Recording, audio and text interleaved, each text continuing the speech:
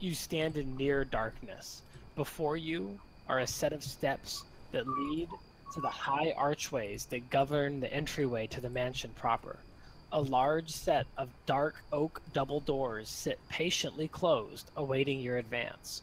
You notice small, crystal blue eyes peering at you from behind a dark window beside the doorway.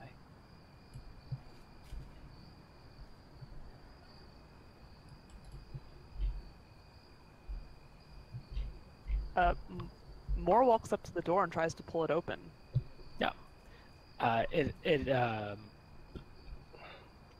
resists your pull on it. You want to make like an athletics check against the door?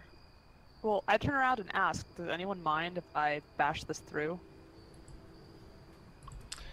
And Brad says, "You're awfully polite for a barbarian."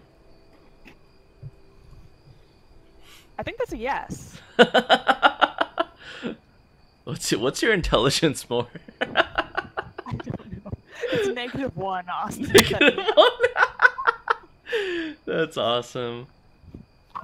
Ooh, my charisma's -1 too. Sorry I was so polite. Oops. I'm also going to cast a cantrip while you're doing this called Thaumaturgy. It's basically like a little trick, supernatural power, and it has a few different effects. And it can cause an unlocked door to fly open or slam shut. And once you get it going, I'm going to cast it at the same time so it flies open even stronger. So that athletics roll that you made is not enough. The door door barely budges. Something is wrong with this door, guys. So wait, there's no lock? Did we check if there's a lock? Yeah, the door seems like it might be locked. As you pull on the handles, the door resists moving. You're not sure exactly the mechanism that's doing it. It does have a keyhole. You want to try What to... is everyone's characters' names? I'm sorry. My name's Brad. Brad. Hello, my name's Daedric. Daedric. And I'm Smash. Smash. They drip. Okay. Dan, what was your name? Samaj. Samaj. Or as the French pronounce it, Samaj. So, Brad, did you want to try to pick the lock?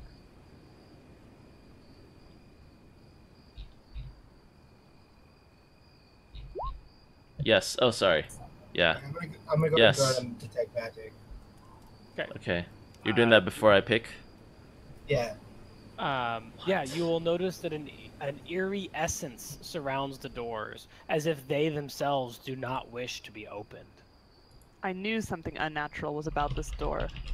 Did you try to pick it? That's a dexterity check? Yeah. Let me get my lockpick set out. Brad wouldn't go anywhere without his trusty lockpick. Wait, why did that do advantage? That's okay, don't worry about the advantage. We can take first roll. We're in a hurry. Though. Yeah. Go. So you rolled a 28. Boom. It's not enough. What? The door doesn't... Like, you feel like you trip every tumbler perfectly, and then you go to tug on the door, and it doesn't move. Can I give him guidance? Yeah. Wait. So doors unlock though now, then? Yeah, Can we try to was open no- it again then? You had no resistance to your lockpicking. Okay. The door just doesn't open. Okay. More, can you try to open it again? Because maybe now it's unlocked. It takes less strength to open. The lockpicking succeeded? Yeah, it did. I want to punch a hole in the door and try to open the knob from the other side. Roll strength or athletics. Athletics is probably higher. Moore does not understand lockpicking. Moore understands that the door will not open. Yeah, you are unable to penetrate the door. What? So I'm gonna take my pizza out of the oven because my timer went off, and then we'll come back. What's up? No, go ahead. saw eyes on the other side somewhere? So the door is out in front of you, and on either side of the door is a small window that looks into the foyer. There's curtains hanging there, and as you were approaching the door, you saw a pair of crystal blue eyes in the that had pulled the curtains aside and were peering out at you, and now the curtains have fallen back into place and you don't see anything on the other side of the glass at the moment. Let me pull my pizza out before it burns. I'll be right back. Okay. Alright guys, my crazy idea is to knock on the door. Knock on the door? Yeah, What? there's somebody home. Why would you do that? Moore is getting a headache. Yeah, let's go. Let's do it. Let's knock on the door. It's kind of surprising that no one peeked out after someone tried to punch a hole through the door, and lockpicked at it. But Also, don't you think that punch would qualify as like a knock? yeah, right, exactly. It's a really, Oh, emphatic knock. for it to be a knock. Huh? Otherwise, You got to knock what for it to be a knock? you gotta knock 3 times. Or, yeah, knock 3 times. Oh yeah, and yell Beetlejuice 3 times.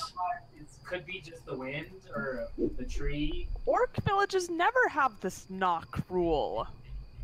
Where I'm from, knock before you go in. Wait. 3 times, 5 times, 1 punch? More confusion.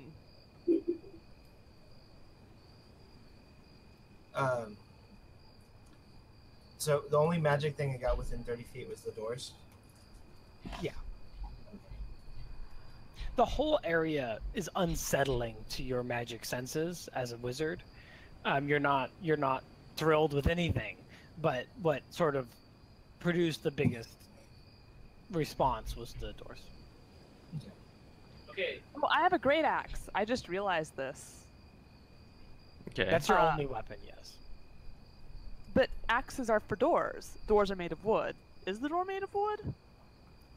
The door is made out of dark oak, almost black. The door is made of axe fodder, is what I'm hearing. Can I axe swing at the door? Sure. Roll attack. only we had you. Roll what? Attack. Ah. Okay, 24 misses. You're able to hit the door, but you seem to leave barely no mark at all. Like you think More you or might have less scratched it. You might have scratched it, and then you look, and actually you didn't. Daedric goes up to the door, knocks 3 times, and goes, "Hello! There's no response. I know you're More in. grin. There's no response. I saw your freaking eyes."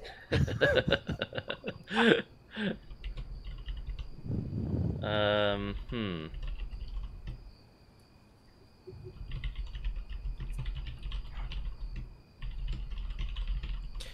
Are there any rocks? Sorry, what? Rocks? Yeah. Yeah, you can find some rocks out on the path. Guys, Like I a pick little up the ways- heaviest rock that I can carry. Okay, you have a big rock. I waddle up to the window carrying the rock. Mm-hmm. I put the rock through the window. It bounces off. What? Fuck. Alright, I'm gonna shoot a firebolt at the front door. Okay. Yeah, you hit the front door. There's no damage. Another one? can we look around to see if there's another entrance or something like that? Yeah, you guys are up at the. This is the front door of the mansion. You felt compelled to visit here, but you can you have control of your characters. You can go walk around the mansion as much as. Can I you get want. on top of the mansion? Are the walls climbable? Like, are there vines? You could try to climb it. It's 2 stories. Oh. That's too high for Moore. More heavy. Moore doesn't want to fall. Okay, So yeah. you guys kind of. Wait, so the walls. so I can climb? I can climb around on the walls? Are there windows? Just tell me where everyone's going. Like, just give me like a 1 sentence of what your character's doing when faced with these doors. I'll go down on the And then Brad is climbing. Yeah, I'm looking for some other way to get in that's not the door. That's higher up, yeah. And Are then, the eyes still looking in from the window? Or... no, they left. As you got very close to the door, they disappeared.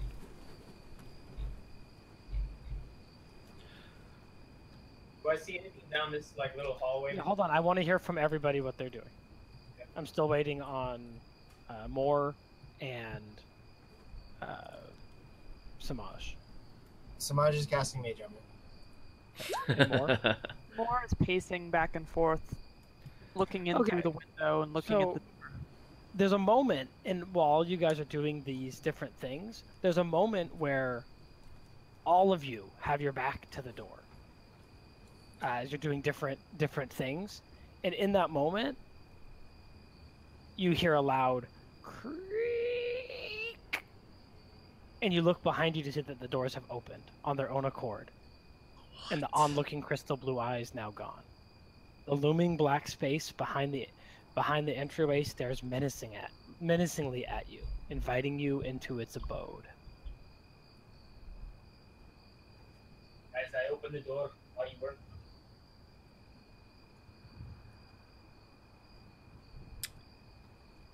Yeah. Let's, I guess, I'm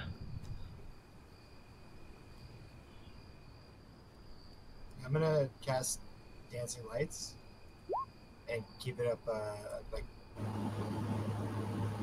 10 feet ahead of us to light the way.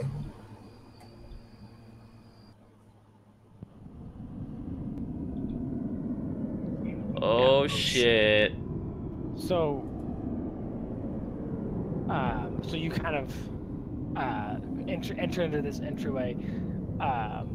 Moore entry comments that foyer- we did a good job weakening the doors.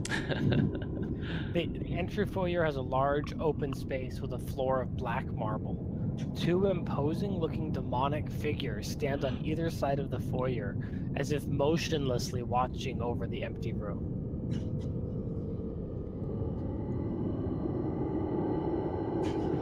Do their heads turn as we walk? No. Shrug. Hmm. Are they taller than me?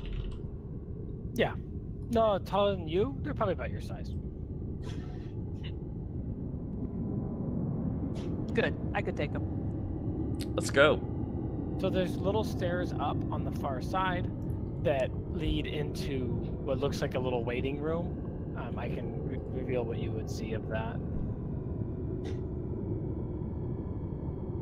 Ooh. Room number 3. Okay, so as soon as you guys cross the line of vision between these two statues, they both spring to life, tear themselves from their pedestals, and charge you. So we're gonna roll for initiative as the two gargoyles attack. Wait, where am I? Is this Brad?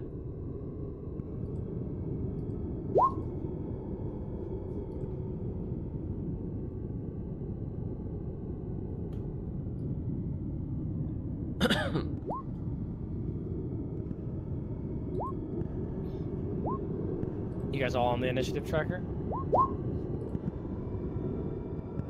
That looks like it. Okay, gargoyles first. Fun.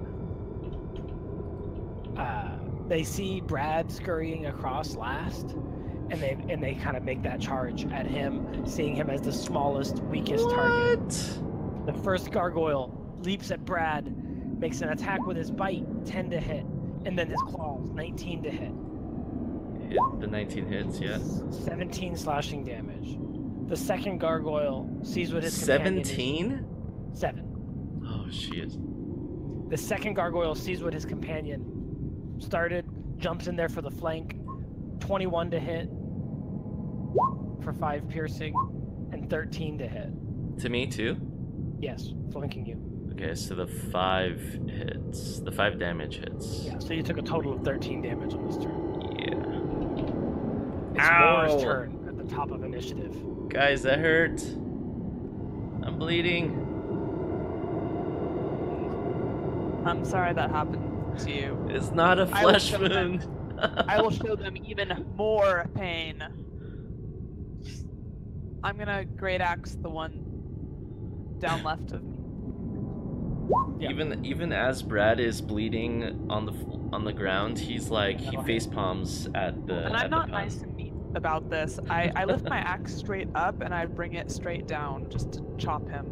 Yeah. So the 17 hits, so roll damage on that. Just yeah, there you go. Yeah, you lop off a big chunk of this gargoyle that just falls to the ground. You get a second attack, a second great axe attack. So I wiggle my axe out of his flesh and bring it up and make the same swing again. I'm just like chopping a tree trunk. Jesus. 26 hit. 10 damage, yes. This gargoyle is in bad shape but still alive. Eat it, gargoyle. Anything else on your turn? More? I'm just gonna wiggle my axe back out of him again and get ready for next time. Yeah. Okay, then we're up at Daedric's turn. I'll shoot a sacred flame at him. Yeah, sure, the one that's up close to you. Yep. Okay, give me a roll. It's a dexterity saving throw. Okay. He fails it. What does he take? I can handle your rolls if they're tricky. Okay, he takes 4 damage. That's exciting. Yeah, he's still standing. Yeah. That's it? All I can do. Okay, Brad, it's your turn. Brad. Between 2 gargoyles. Brad deems it very scary here, so he disengages and runs over behind the dwarf. Wait, dwarf is medium size, right? Yeah. Yeah. Alright, and he uses his Lightfoot ability to hide even behind a creature. Whoa. Holy sorry, Jesus. I didn't mean for that to be so.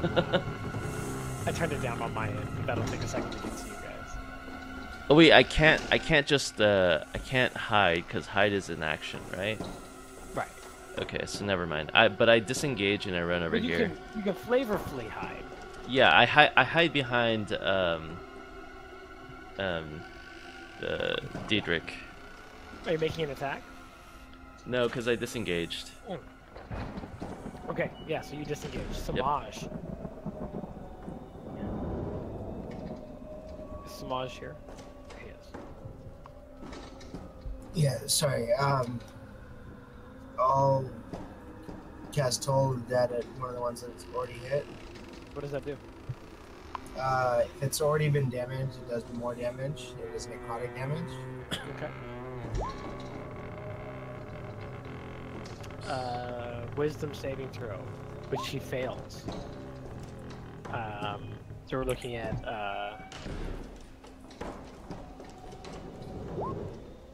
yeah, okay, so that's enough to crumble him to dust. Yes. Just as the necrotic damage just drains his life force and he crumbles to dust. Brad The remaining yells. gargoyle. Brad yells from behind Diedrich. Suck it. Yeah, the remaining gargoyle though sees you cast this spell and wither his companion, and takes notice of you and charges you. And he swings with a bite attack, 21 to hit, 4 piercing damage, and then the claws, which miss.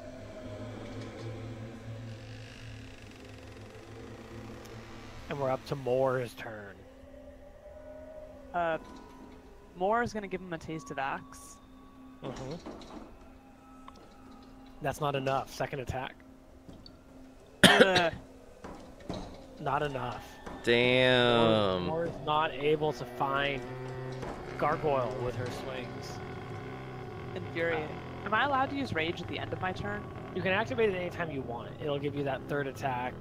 Because that pissed me off, so I'm now enraged, Okay. and I'm gonna take my axe and Yep. swing like baseball bat Yeah. style, and I expect him to go flying. Yeah, you get that third attack. Not enough to hit a gargoyle. Okay, I'm gonna end my turn by screaming a lot. Yeah. So she's screaming, and it echoes through the empty mansion. Just this orcish. Specifically, battle I'm cry. screaming more. We're up. Oh, We're up at God. Daedric's turn.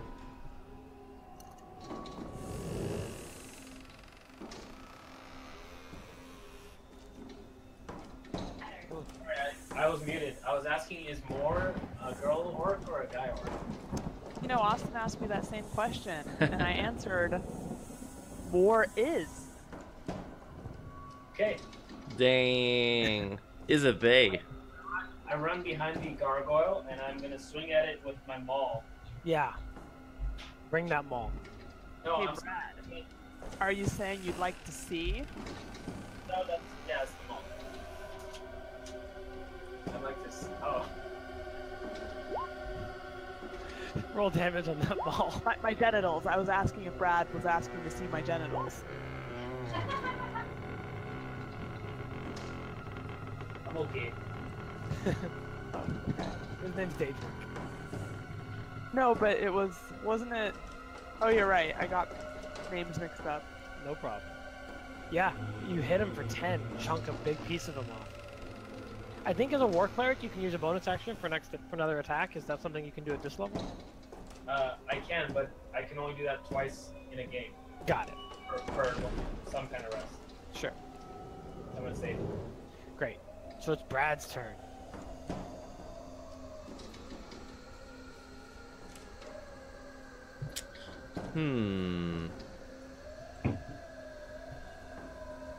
Well, I guess we're looking to just finish this guy off, right? Yep. Okay.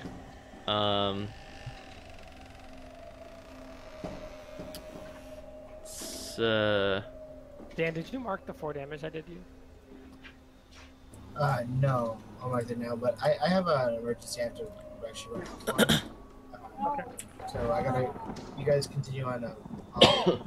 Actually, Brad's gonna hide behind the orc, Catch us if you can later. Just come on in whenever. I'll play your game. and that's my turn. Brad is just hiding right now. Okay, Brad is hiding. Let's see. Samaj has got some stuff going on. He's got some spells. What's he gonna do? He's gonna hit that Toll the Dead again. They seem to work pretty well.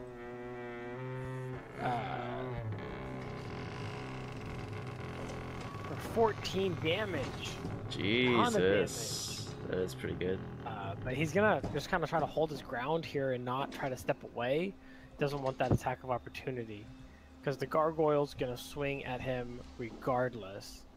With a bite that misses and a claws that hits. Marking another 7 damage to the wounded wizard. Moore's turn.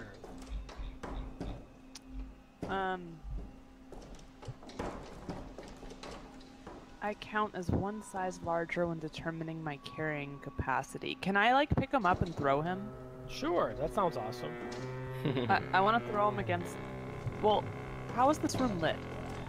The room is not lit. It's lit by moonlight outside. And the dancing lights that someone put up. Fine, no fire. I throw him against the wall. Okay, yeah. Make a great axe attack. We'll just use... Yeah, roll damage on that. Perfect, yeah. You pick him up and you throw him against the far wall. And he takes 10 damage, shattering mostly to pieces. Wait, Daedric, it's your turn. did the bite not do damage?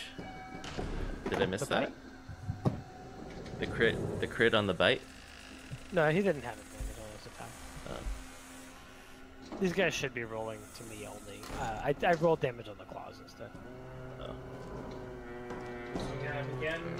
Actually, I'm gonna swing at him. I'm gonna put my maul on my back and take out a glaive. Hit him with that. Okay, okay.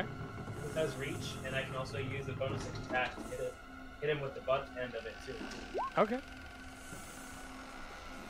Yeah, roll damage on that.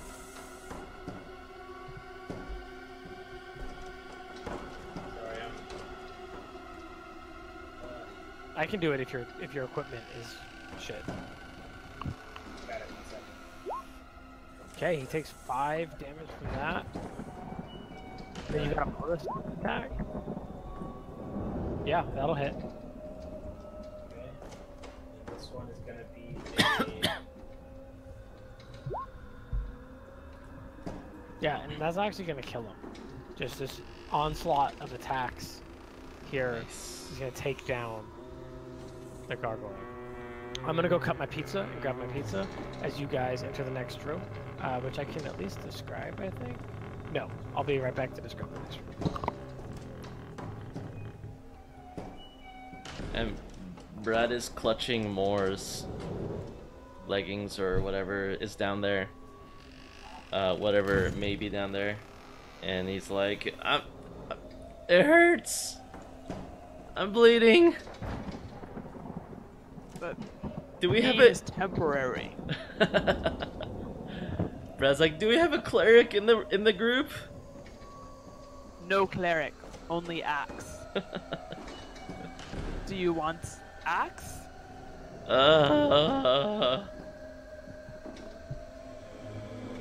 Moore is confused and doesn't know what you want from he or she. Are you like cowering? Like, are you crouching on the ground? Yeah, so apparently, so I have, so because I'm a Lightfoot halfling, I have the naturally stealthy, which means I can hide even when I'm just obscured by a creature that's larger than me, which is pretty much everyone. So I'm not even trying to hide, but I'm like just naturally fairly hidden. Yeah. But yeah, I'm like basically at your legs. This is fine.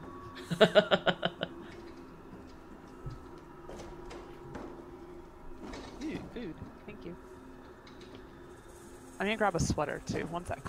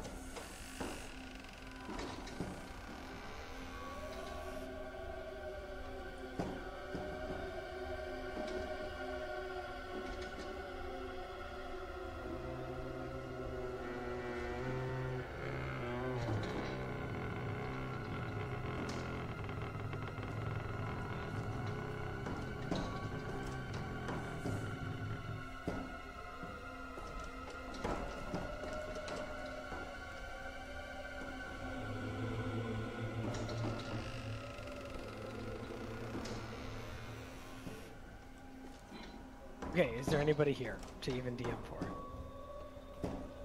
Hey DM. Wait, are we being streamed?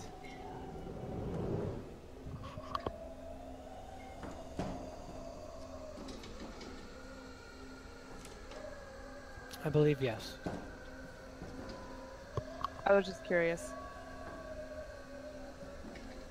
I was gonna drop a nugget for you. Figured. I think Brad is the smallest thing Moore has ever had between his or her legs.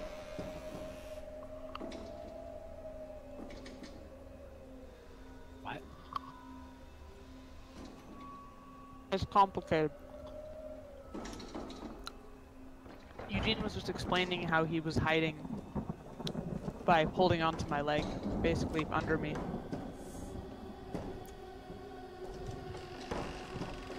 Because he's a halfling.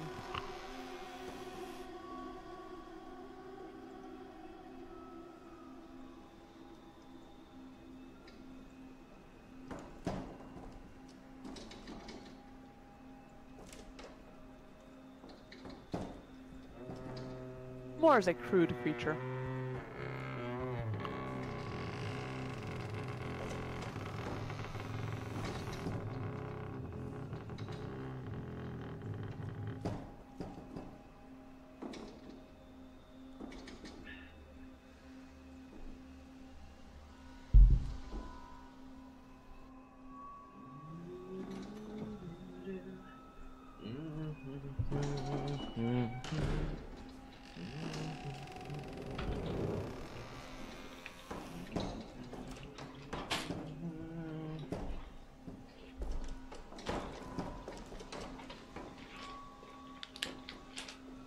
Okay, we're ready to go.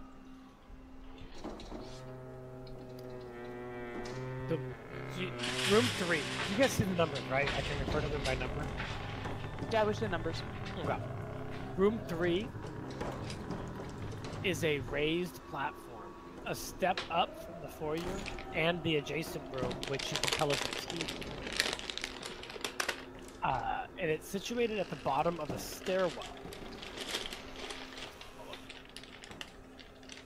Can you guys hear me? Hello, Yes. Narc? Yeah. Hey. There's two of you. There is a cushioned sitting couch in the southwest corner of the room, and on the couch is a worn children's doll.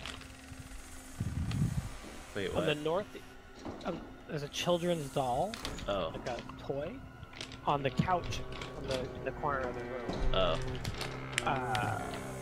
The northeast corner is a stairwell climbing up to the second floor, or down to the basement. A portcullis,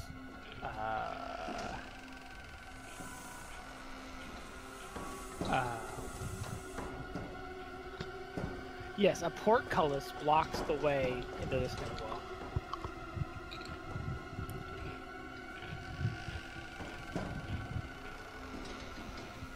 Moore The walks right up star? to the portcullis and starts trying to pull the bars apart.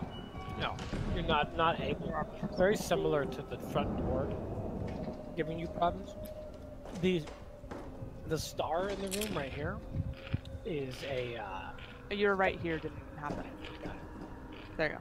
the statue of a griffin sitting atop a pedestal with one of its talons up like this.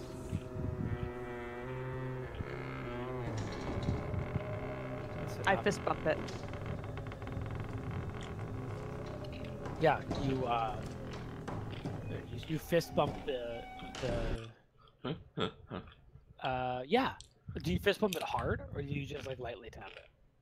I fist bump it like I'm not punching it. I'm fist bumping it.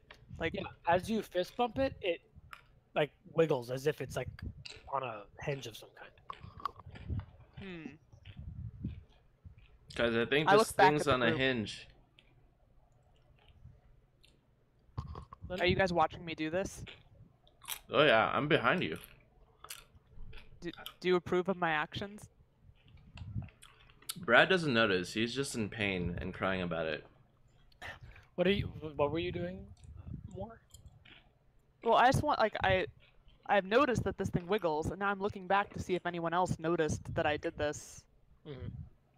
Yeah, they may or may I'm not just have noticed. That's okay. Pull it on my own. No one is paying attention to me, so I just pull it. No. When you pull it, you hear two doors moving, but you can't tell where they are. They must be like in another room.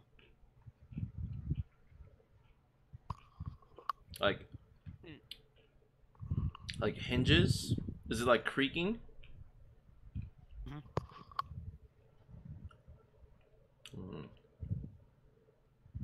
Hey, is the music on Twitch working for you guys? Stopped it for now because it was killing me. Oh, gotcha. I will put up more. I have more, but I just needed to I needed to get through this room. Here, we'll try this.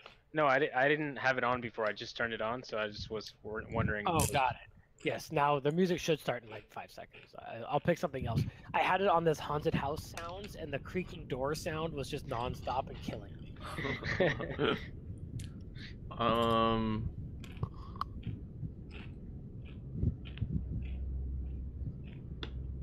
Can I go look at the doll? Roll me an investigation check. Moore used to play with those when Moore was 2.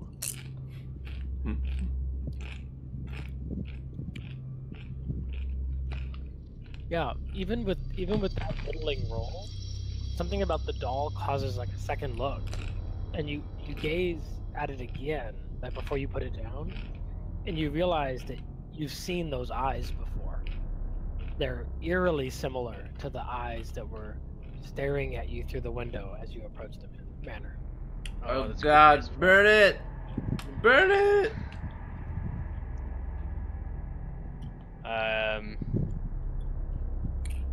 I say you again. I'm talking to the doll. Moore notices you talk to the Yeah, doll. we all and looks notice. Afraid of you more than of Yeah, the Brad doll. looks over and he's like, "Are you okay?" Yeah. So, are you guys in the music? You guys Yeah. are in the music now, right? Yeah. Definitely adding to the ambiance. Yeah. So, as you talking to the doll, you swear that its head like twitches and like aligns itself in the neck, right? And then its mouth opens and it begins to sing. What?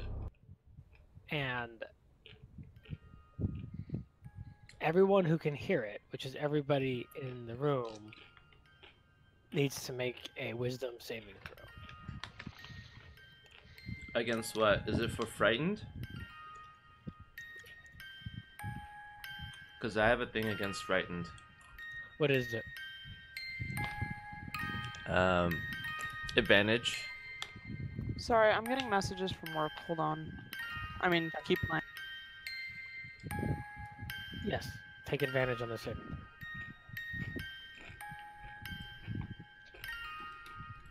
Does double proficiency Fuck. in history checks versus the origin of stonework help me here? No. So So Brad, you are frightened of the doll. And I'm like, I see that and I start like getting closer with the doll since I'm not scared at all. I'm like, what? It's just a doll. Right. And as you approach it, its hand that like was normal before is now a grotesque and razor sharp claw that it swings at you. It's just a wee little doll. Yeah, it swings at you. Brad screams Um, like a high-pitched squeal. what is? Oh, Oh my my god! Yeah, it hits with it for. Oh no, not that much. Oh Not my that- god. not that Whoa! much at all. See ya, Diedrich. See ya. Hits you for 9 damage with his claw. And I guess we'll go to initiative. How much psychic damage do I take from this song? So much. Yeah, so you are also frightened of the doll. The doll I am frightened of the doll. has begun to sing, and as two of you cower in fear from the doll, it attacks Oh, with God. a claw. What triggered the singing? I picked it up. He picked it up. He started talking to it. I turned off my lights for this. This is awesome. Yeah, me too.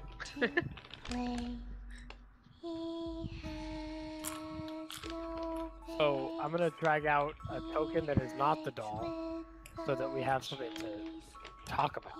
Because I don't have a doll token, and I'll roll initiative for it. I'm glad Janelle left the room before this happened. Why would she be unhappy? I don't know. Nothing.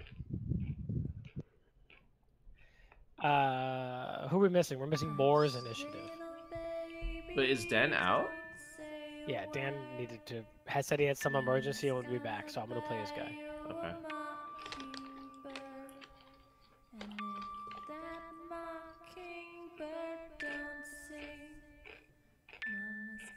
Okay, is that initiative? We got initiative in here?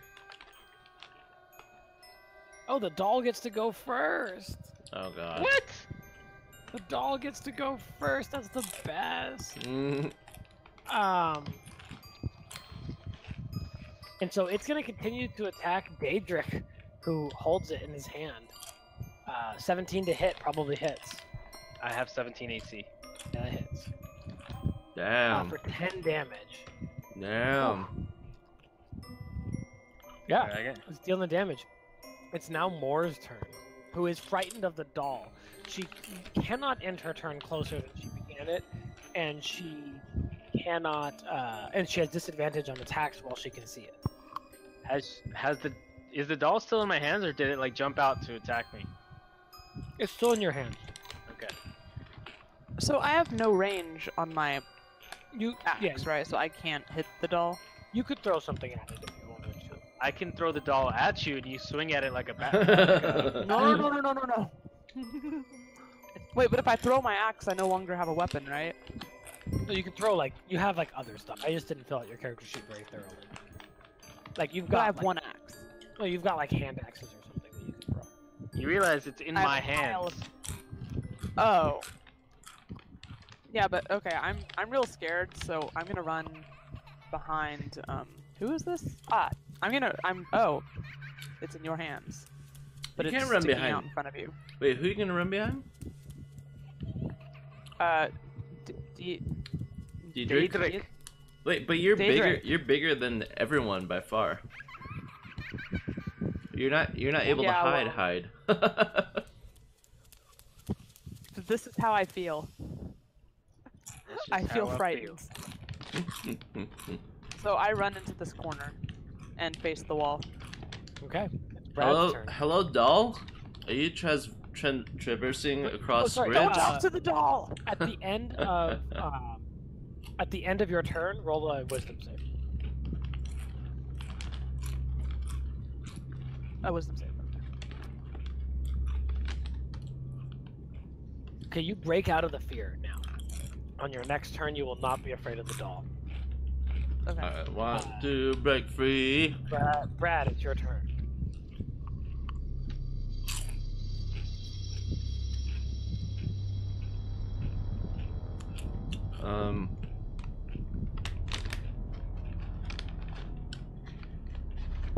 So I'm too far away to stabby with it. Stabby it, right? And you're afraid of it, right? Yeah. Yeah, so you can't get closer. Alright. I'm slinging rocks at it. Okay. With disadvantage because you can see it. I'm holding it out at arm's length. Yeah. And it's As clawing, I see people throwing shit at it. and it's clawing at you and doing considerable damage, and it's far stronger than its size would. Yeah. on.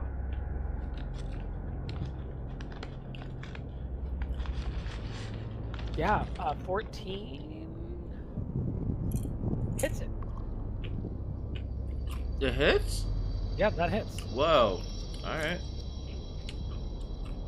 Yeah, you hit it, and its head kind of cocks back as you hit it, and then Fuck its you shitty its doll. head slowly rotates towards you. And you Oh see the my. blue eyes, and it giggles. So I'll roll with disadvantage on wisdom now. Yeah. Yes. Yeah. So you break free of its thing. Samaj, I need to see if he has. Brad has this epiphany like, wait, this is just a doll. I could beat it to death with my foot. Yeah. Samaj sees the doll and is incredibly frightened by it, and runs back into the back over here, but does manage to fire off a firebolt at it,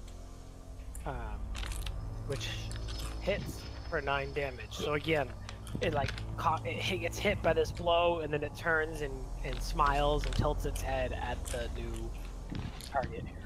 What the? Daedric, your turn. Yep.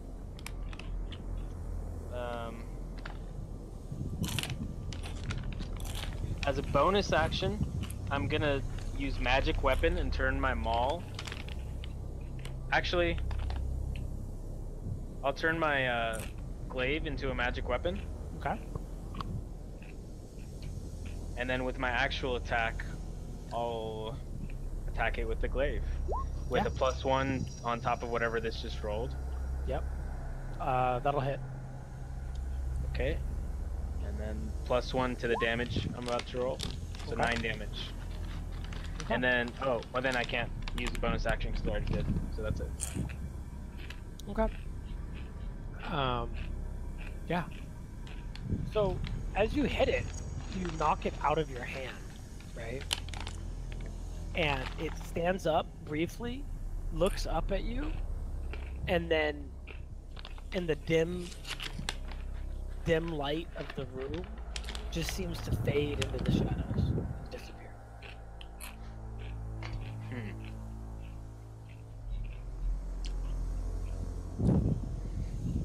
I'm real disappointed.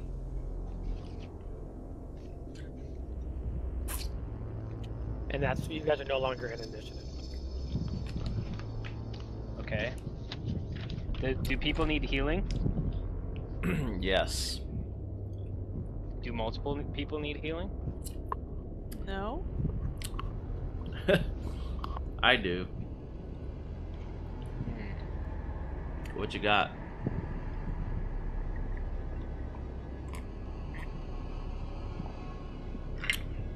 Austin, what's like this red line and arrow? We'll get there. I used the DM map because I wanted the numbers, so we'll get there. I have How much healing health- word. If you want, I can use healing word too, but obviously that would expend a lot of spell slots.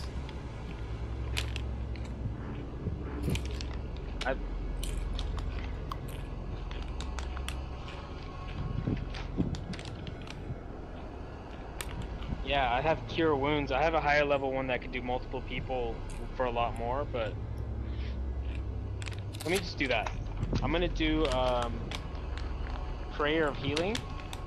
It takes 10 minutes, but it'll heal everybody for 2d8 plus Your 5. wizard Samaj is hurt too. Okay, so everybody gets.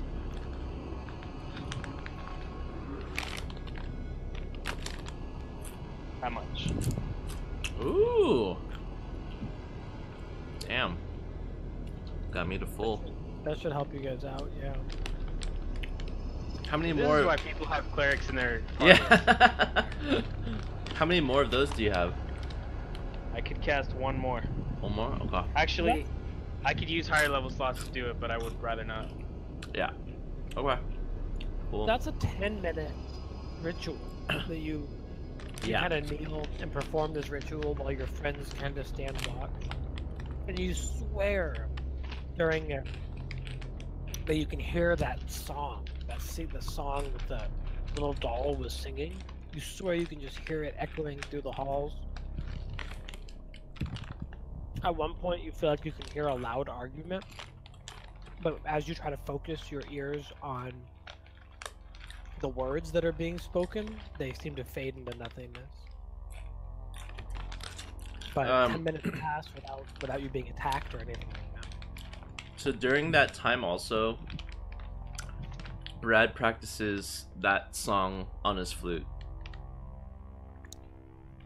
'Cause he wants to, he's collecting music for his travels. Okay. So he'll play this, hopefully, if he survives, while he's telling his tale later on. Sure.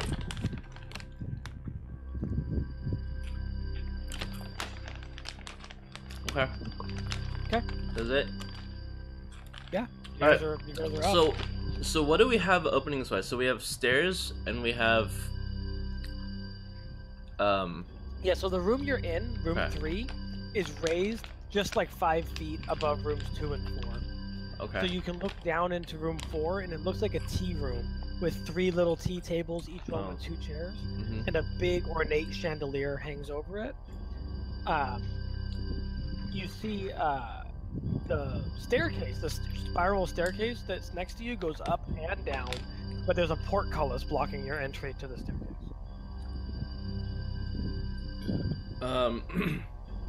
So this over here are stairs technically too, right? That lead somewhere. Yeah. Those stairs kind of go up. It looks like this tea room is just down, like 5 feet down from the other Right. rooms in the house, and there's just little, like it's like 3 stairs, boom, boom, boom, that leads you down into them. Right. What's this star in the room we're in? Is that another statue? That's the statue no, of that's the the one griffin that with you the- fist bumped. Okay, got it. And what about these stairs in room 4? Is it like a platform? It's a fireplace and hearth.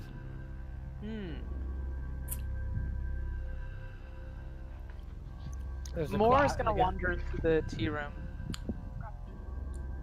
And while Moore wanders over there, I'm gonna stealth. So Moore, as you step down the stairs and into the room, can I get a dexterity saving throw? Mm-hmm. Yeah, you Wow. effortlessly leap out of the way as the chandelier, which appeared to be supported by a heavy chain, falls and crashes onto the ground right where you were standing. I kick the chandelier. Brad turns to Moore and he's like, shh. More shrugs. So up here, up in the top, you see a gap in the wall that appears to be like the wall had like shifted into itself. Like it looks like it was supposed to be some sort of secret door, and you think that it might be linked to the sound that you heard earlier when you pulled the griffin statue's arm. Up here? No, sorry, right here. Are you? Oh.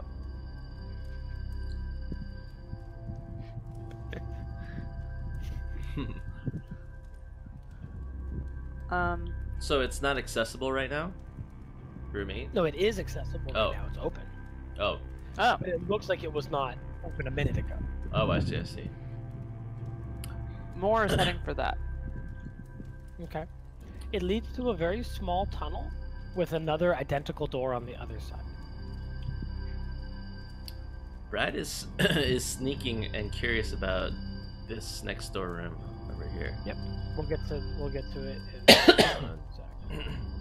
Are you healed up? Because your health bar is still showing like halfway. Oh, the token's health bar isn't linked. That's why I gotta manually Oh. do that. There we go. So yeah, you enter a small hallway, and on the other end, it appears you see basically another secret door. And you recall that when you heard the sounds of the doors moving, that they seem to be on the same mechanism.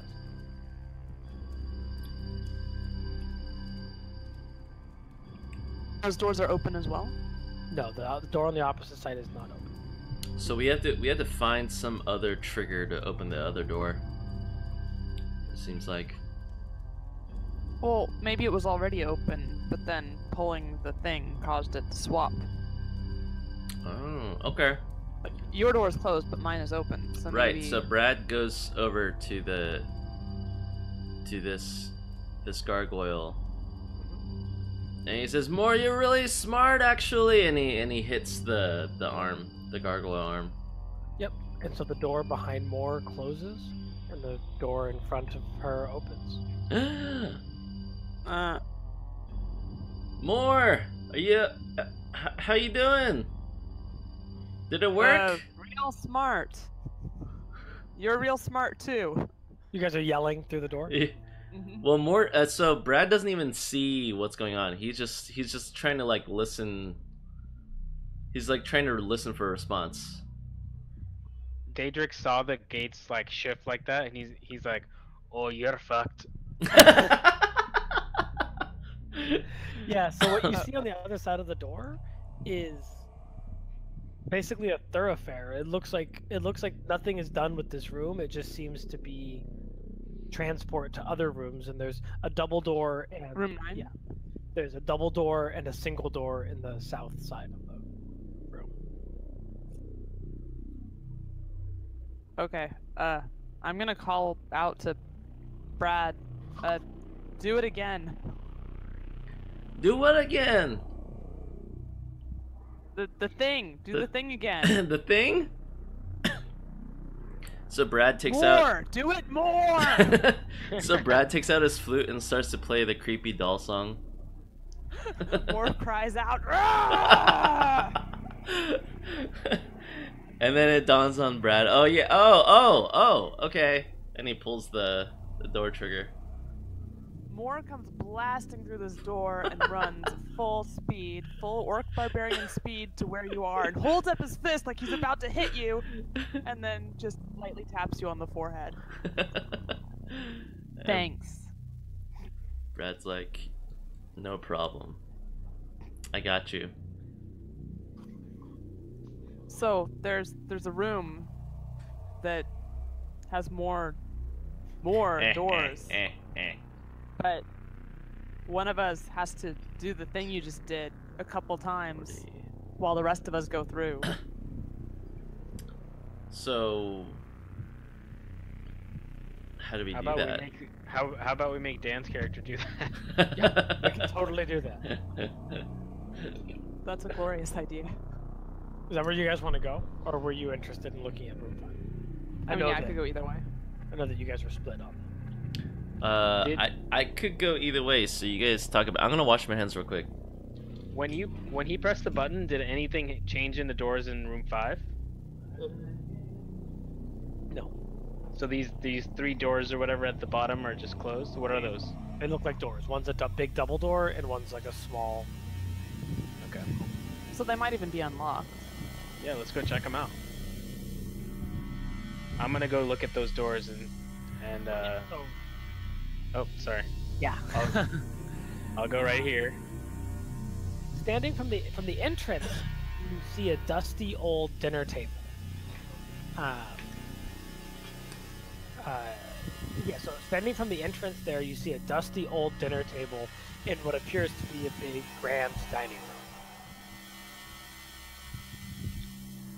Go ahead. I very carefully walk forward. So as soon as you enter the room,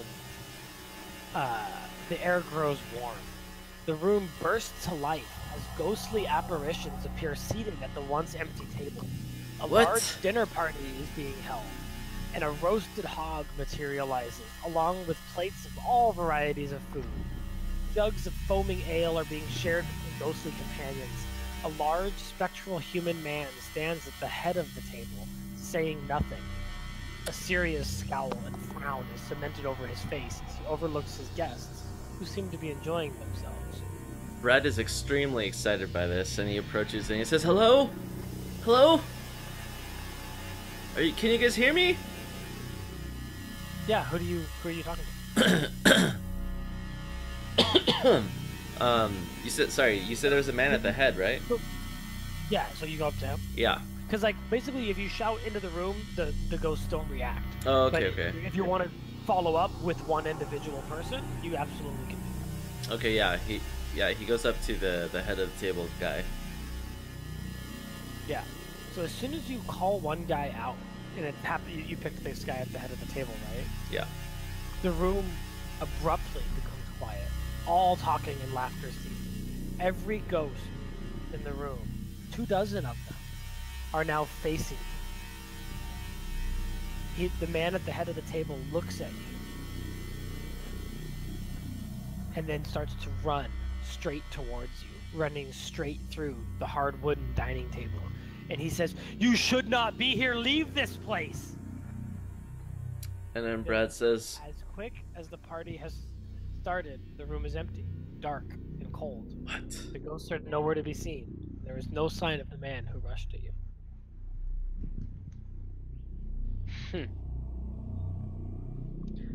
Just for future reference, are ghosts considered undead? Yeah. Okay. I'm gonna assume that Brad cowered less when the ghost ran at him than when I did.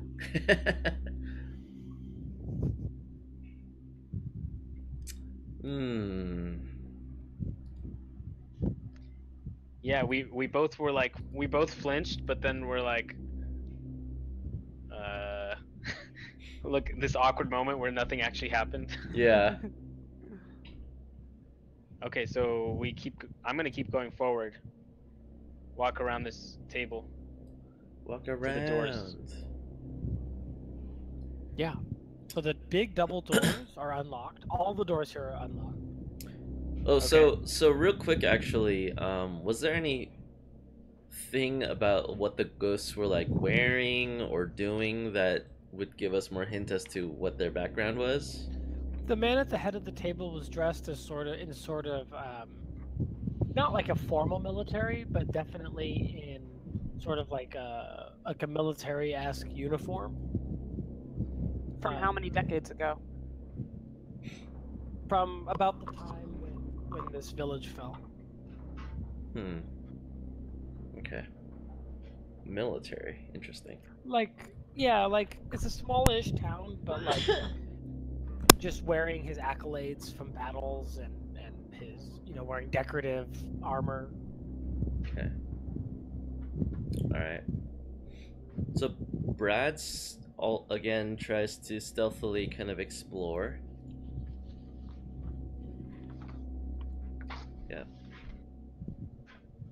Yeah. You opening the big double doors. Yeah, he almost just peeks through as opposed to like just enter it completely. You see a large room opens before you, with a giant chandelier hanging from a high ceiling, and an old dance floor stretches out before you. A large glass folding door opens onto an alfresco area. Oh, it's a glass door, so I can show it to you.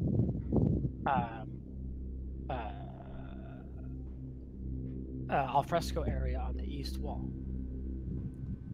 Moore taps both of you on the shoulder and says, "Watch out for chandelier."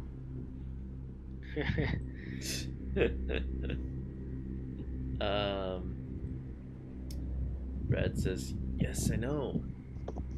Old orc wisdom. So Brad is very skeptical, and he's like very wary of stuff like falling chandeliers. Now he's watching for traps. So, as you guys are taking your time here in the dining room, you start to feel a warmth, and as you turn around, the dining room appears to be on fire. What? It seems to have originated from the chair at the head of the table and is quickly spreading throughout the room. Oh God, guys! So wait, is this water? Yeah. Water where? Oh, room 7? Yeah. Can we see that? How? It's through a glass door. It's like you're standing at the door to the grand ballroom, and then the grand ballroom has a sort of patio area outside with a glass door connecting it. This seems to be some kind of pool. And then what is this room again? You haven't been in there yet. It looks like it's a kitchen though. Kitchen, yeah. So if you guys are still standing in the room that's on fire, I'm gonna need saves.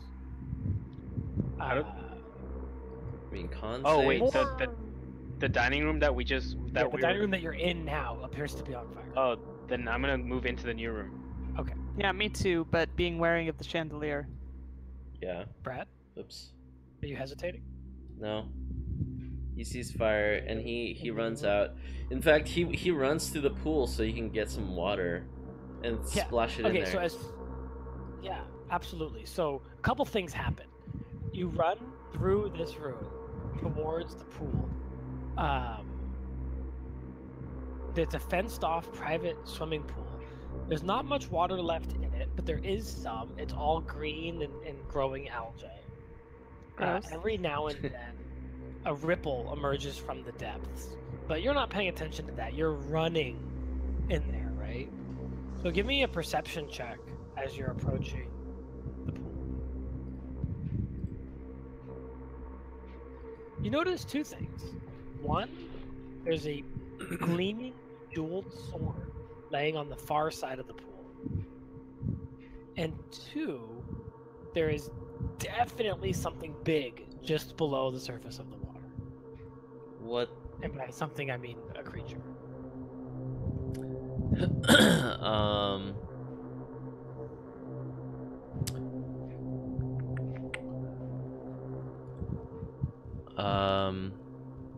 So you got a split-second decision here as you're running to get water. So I stop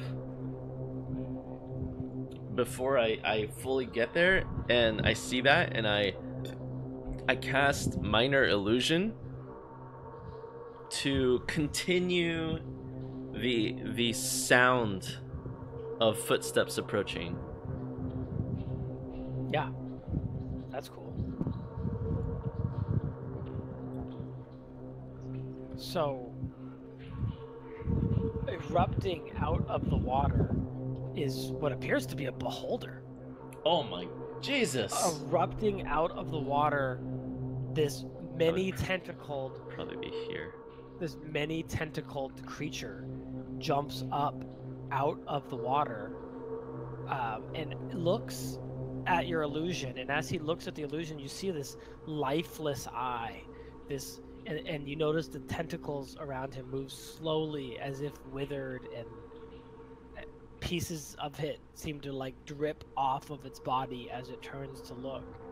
But it turns and points one of its tentacled arms at the illusion, at the sound of the illusion.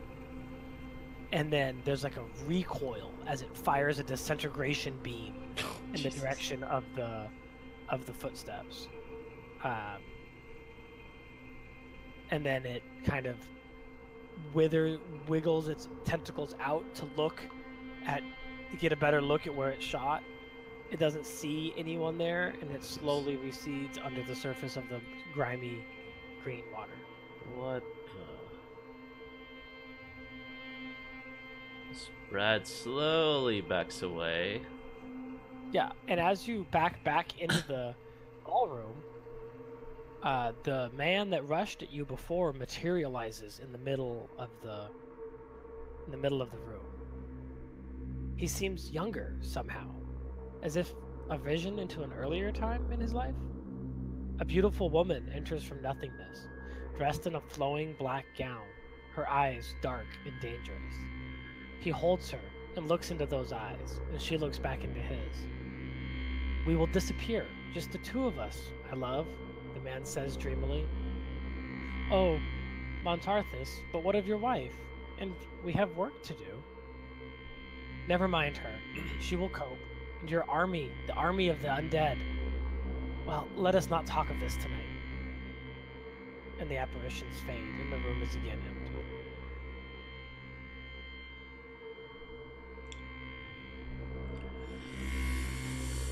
The plot thickens. Can I learn more about beholders? Yeah, what do you want to know? Like what would be able to kill them, and how long do they live? They could live forever. They're very powerful. Okay. This one appears to not be alive, to the best of your knowledge. This appears to be a facilimy of a beholder. Facsimile?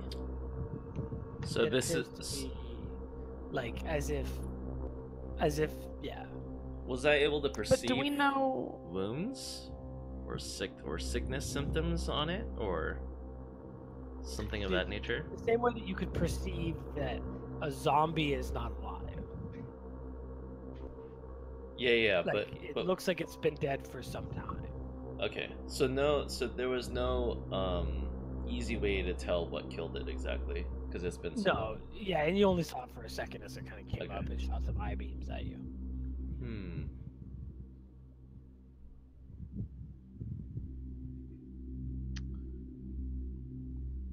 We don't see any corpses or anything around here, right?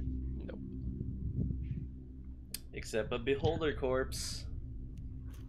What's the thing on the left side of the map? Like the stairs or whatever that is? It's like a stage. This is a ballroom. Oh. There's like a small stage where a band would play.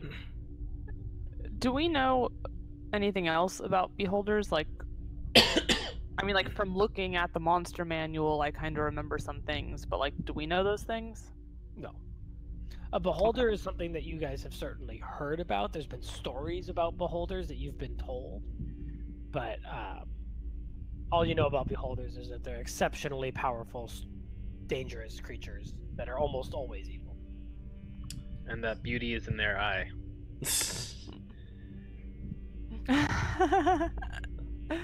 Brad. Did I ever tell you the beholder joke, or is that you knew it Brad just No, kind of glares and says, "Lowest form." Wait, what's the joke, Linda?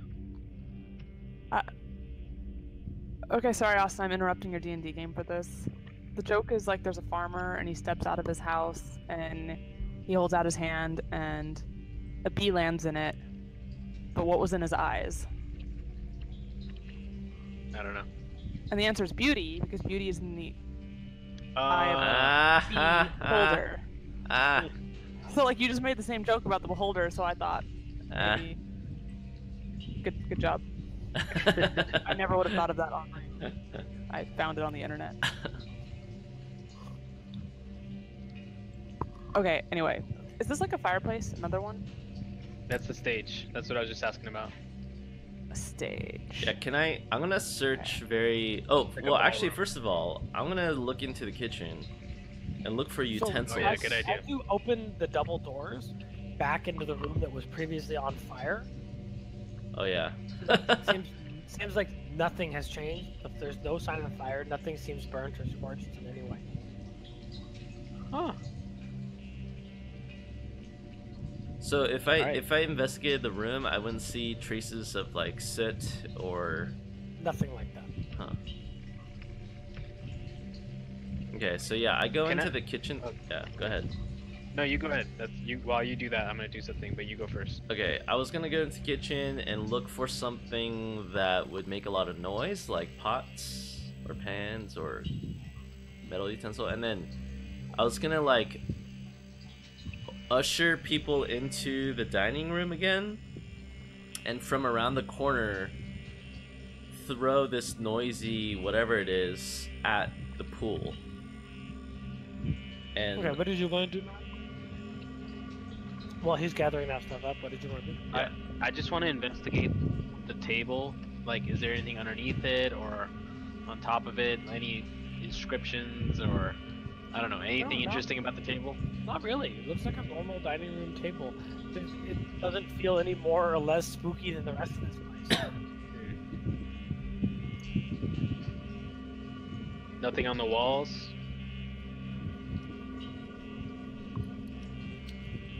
No, not really. There's some paintings.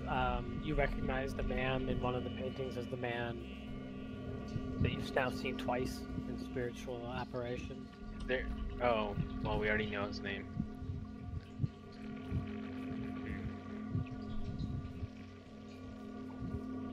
In room 4, what was the thing in the top left? Is that another stage, or is that a that was a fire. That was a fireplace. Okay. That's why I thought the stage was another fireplace. So did you want to fuck with the beholder somehow? I mean, we still have more to explore. There's up- more to explore. Yes.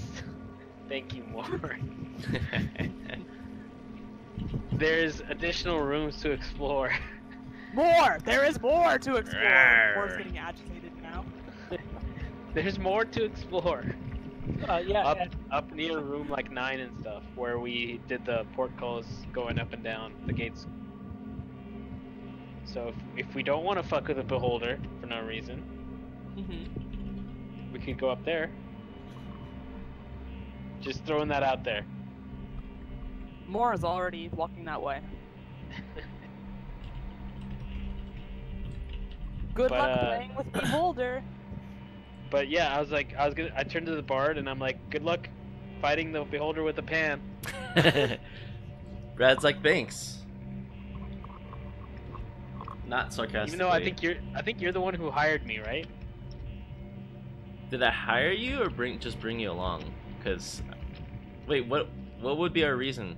I think I probably brought you to exercise this haunted house because I was here because I heard it was haunted.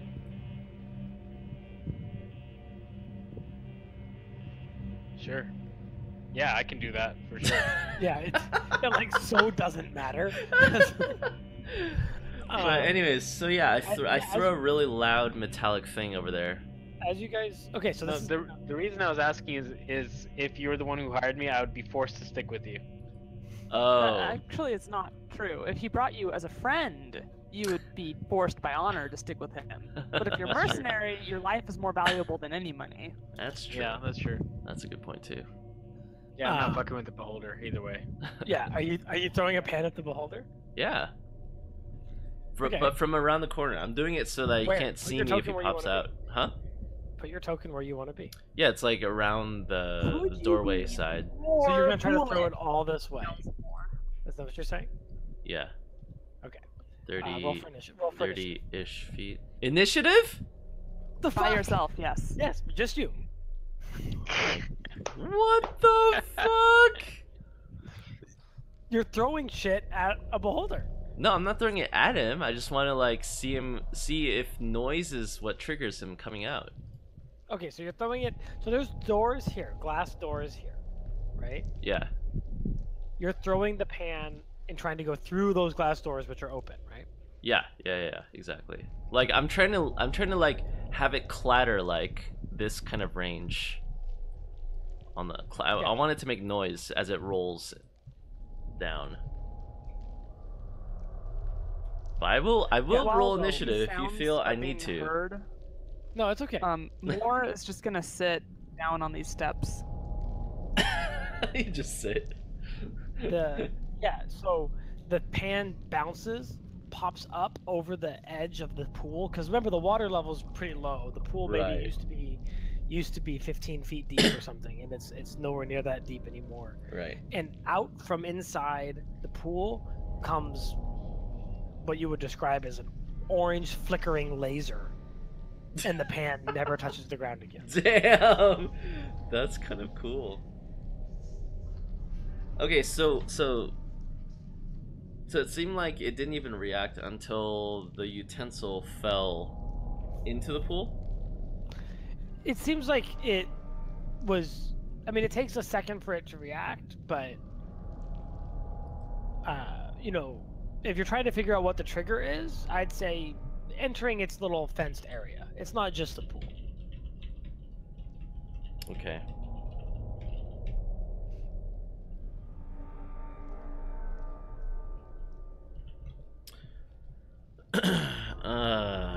So there's probably no real way to sneak in. Alright. So Brad turns back. And he's like, Moore well, looks up and is considering standing up, but guys, there's nothing to be done about the beholder. Let's go through the trap door. So as you guys go back to where the griffin statue is, you notice that the portcullis on the staircase has been lowered. What? Lowered or raised? Like you could get through it now. Oh. But you couldn't have before. Guys, do we do the secret door or the secret stairs? Moore wants secret door. Moore has been waiting the last 15 minutes for this moment.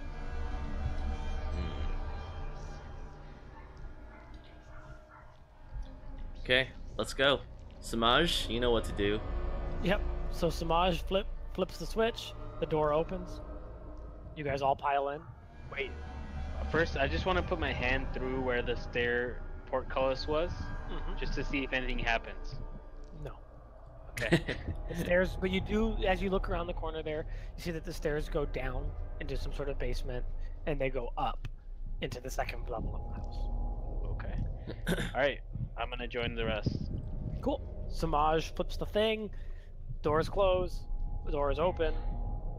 You can now proceed off to the right into here. And what do we see in here? This actually looks like it's basically just a secret passage. This looks like it's an unfinished interior space of the house, kind of like between the walls in a house. Like you can see the back sides of all the other walls. It almost just seems like it's a thoroughfare for people who know about that secret door. I hear whispering, guys. Is this door unlocked? Which one? There's three doors. Sorry, two doors. But I only see. Oh, okay. You just unveiled it. I guess let's check the small one first. yeah. So yep, the door opens. No problem. An old rotted bed lies in shambles in the southern side of this small room. There's an old desk in much the same state as the bed along the western end of the room. Is there anything on the desk? Yeah, roll perception. There's a lot of papers. Perception or investigation? I don't really care. Yeah, that's good. You find a scroll of invisibility. Nice. Ooh. And you find a page from an ancient journal. But you're pretty sure if you touch it, it's gonna fall apart. With that 15. So without touching it, I try to read it. Yeah. Day 12 of the month of Myrtle. Today the general meets with his new advisor. She comes highly regarded. Hopefully she can guide the general down the righteous path. Day 14 of the month of Myrtle. The new advisor Gertrude has only been in our service for 2 days, and already I see a change in the general. He hangs onto every word she spills, and I only hope that it is the word of good. Day 25 of Myrtle. That's never good. Something is wrong. The general dismisses the lords and has advised that he will not meet with them in council about the orc armies marching upon us. This new advisor holds all of his attention. She feeds him the poison of her words and turns him against his people. She must be stopped. Day 30 of the month. We've got a worm tongue situation here, guys. Today is the day that I, Marple Brightshine, make a stand for the greater good. She will die by my hand, and my name will be forever muddied. But I see her for what she really is, a night witch, a hag. That's not very nice. I feel like that was an audio diary in a game. Yeah, that was pretty good. Yeah. Okay. So you said that Gertrude convinced the general to dismiss the army that was supposed to be fighting the orcs?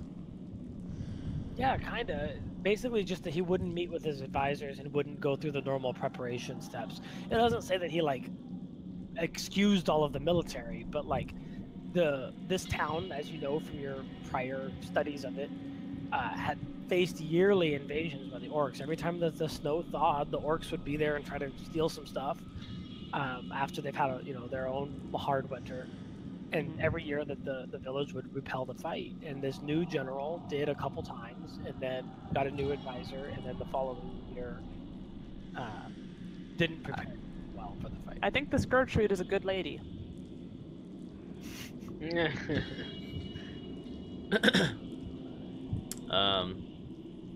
Brad just kind of is like, just shakes his head, and he proceeds. He rolls stealth again, and wants to peek through that next room over. I cast that spell that just slams the doors open. Yeah, how? Before we move into this room, like, did that desk have any drawers with anything in them? No, you guys. Or we- This is what you found in the whole situation. Okay, cool. Okay, moving on. Doors burst open. This room is a large open space with 3 stone mannequins along the southern wall. They seem to have been practice targets.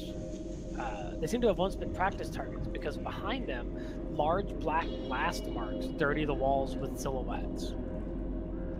There is a large iron double door into the next room. The doors are blackened by fire. So What about here the north door? is the sit. You don't see a north door Why do I see this? because I revealed slightly too much of the map. So Got Brad goes over and he investigates because he wants to know, does it look like spells? Yeah, it looks like someone was hurling fireballs or something in here. Okay, he peeks well, unless anyone has other stuff to do in this room, he peeks the north door. There's no north door. That's not a north door? No, it's not a north. So we just see like a wall there. Yeah, it's just Okay. a solid. Oh, I see. What about these? so we go double to the My doors? bad, but I can't take it back now. So, you want the double doors here? Mm-hmm. Yeah. Yeah. All 4 walls of this room are badly burned. There is ash and rubble littered across the floor, mixed in amongst the remains of old books from ages past. Faintly in the remains can be seen slightly hidden piles of humanoid skeletons. The only thing that seems intact in the whole room is a leather cloak draped over the half-melted remains of a coat stand. Does the cloak seem magical? You want to investigate it? Yeah. Yeah. Okay. Roll intelligence. Investigation, I guess. No. So you get up close to the cloak. You're looking at it, and it looks like it's made of some kind of animal hide that you've not ever seen before. And so you want to look at it closer, and as you reach out, it bites you. It flips and turns and is this spreads itself out. It spreads itself out into like a manta ray shape, pushes up against the air to hover in place, and this grotesque mouth comes out from under the folds in the leather. Jesus. And it bites the shit out of you. Do I do AC or acrobatic? It's gonna be against your AC. Son of a 9 to hit. a 9? Are you sure? Well, Yeah, that's not so bad, right? yeah, I could. And then it misses with the tail, and it misses with the teeth, and it swings its tail around for a 16 to hit Yeah, that hits. for 4 slashing damage.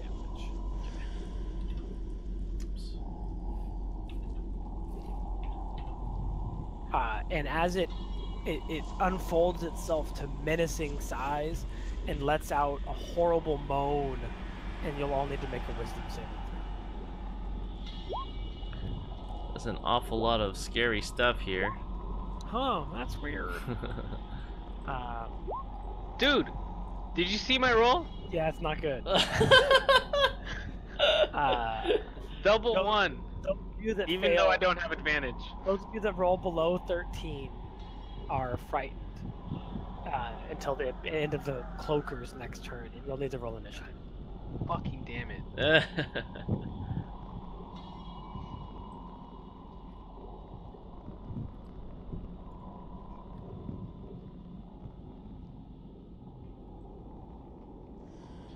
Jesus Christ. Wow, dude, you need to roll better. I crit failed my last initiative roll. Wow. We're waiting on more for initiative. You want to roll for He's For more? He's nowhere. He's not. near. Oh, wait. He's not here. Yeah, he's over there. Yeah. Okay, so it's Brad's turn. Brad is really concerned right now.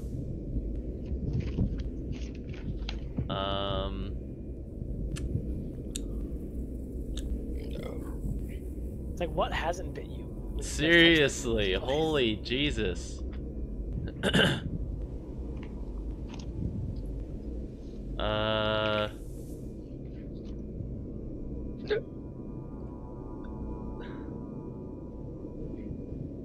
I'm a little concerned about this creature. What are you gonna do about it? I'm considering some fairy fire. Yeah, you know what? That's what we're doing. Cast fairy fire on it. Okay. What kind of save is that? Dex? Yep. It fails the save. Ah, So it has fairy fire yes. on it. It's Moore's turn. I want to chop off its tail. Okay.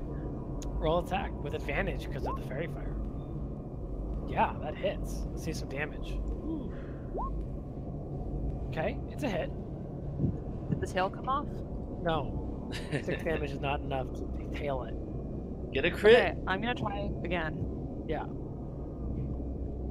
Oh boy. 13 is not enough. Oh boy. Boo. That's it for more. No more.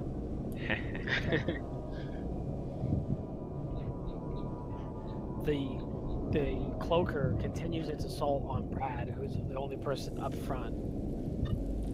It We tries should, we to, should really work on formation, guys. I know we're a new team, but it tries to bite and misses. It swings its tail. Ooh! Ooh, Ow! No! Ow! 4 damage. Doesn't have advantage. Oh, I see. Okay. Uh, Oh wait, so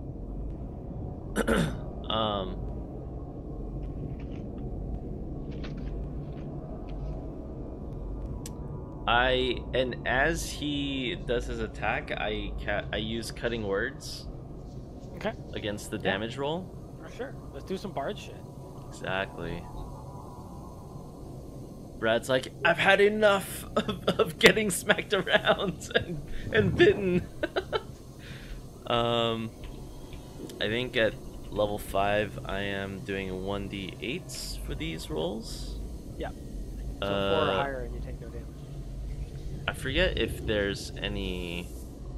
I don't know. Either. Mods. So you figure it out. Yeah. Nara, go ahead and take your turn. okay. I'm gonna cast Guiding Bolt. So a flash of light streaks towards the cloaker, and I make a ranged spell attack, which is just a D20 plus my spell Plus bonus. proficiency plus spell bonus, yeah. Oh, so that's plus. Oh,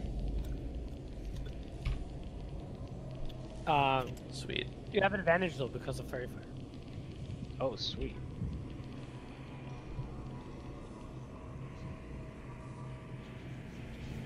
Yeah, Yeah, that'll hit it. And it does a boatload of damage if I remember guiding bolt. yeah, that does Like 4d6. Ooh. Yeah. So this damn. arcing bolt, materializes and slams into it from above. And the next attack roll made against this target before the end of my next turn has advantage. Oh, well, we already had it. We already have it. Okay, it's this guy's turn. Yeah. It's time for me to do a stabby. I'm also gonna go up here, Nice. try to get its attention. Stabby. Ksha! Yeah, that's damage. That's it. That's it for me. Okay, Moore, you're up. I say step aside, Brad, because I try to step between you and it. But you're like in the way, so I'm over here, whatever. Yeah. I'm gonna continue to try to chop off its tail. Yep. With my great axe. Yeah, that hits. That's a lot of damage. Nice. The tail is. You don't get all the way through it, but it looks like you've severed the bone and nerve system, and it hangs limply. I need it fully detached. Or is it weak? Could I rip it off now with my bare hand? Yeah, that sounds awesome. I want to rip it off and grab it by the end of it, and then like swing it like a whip at this creature. Yeah, do that. Roll. Fuck, I don't know, man. Roll a great axe attack.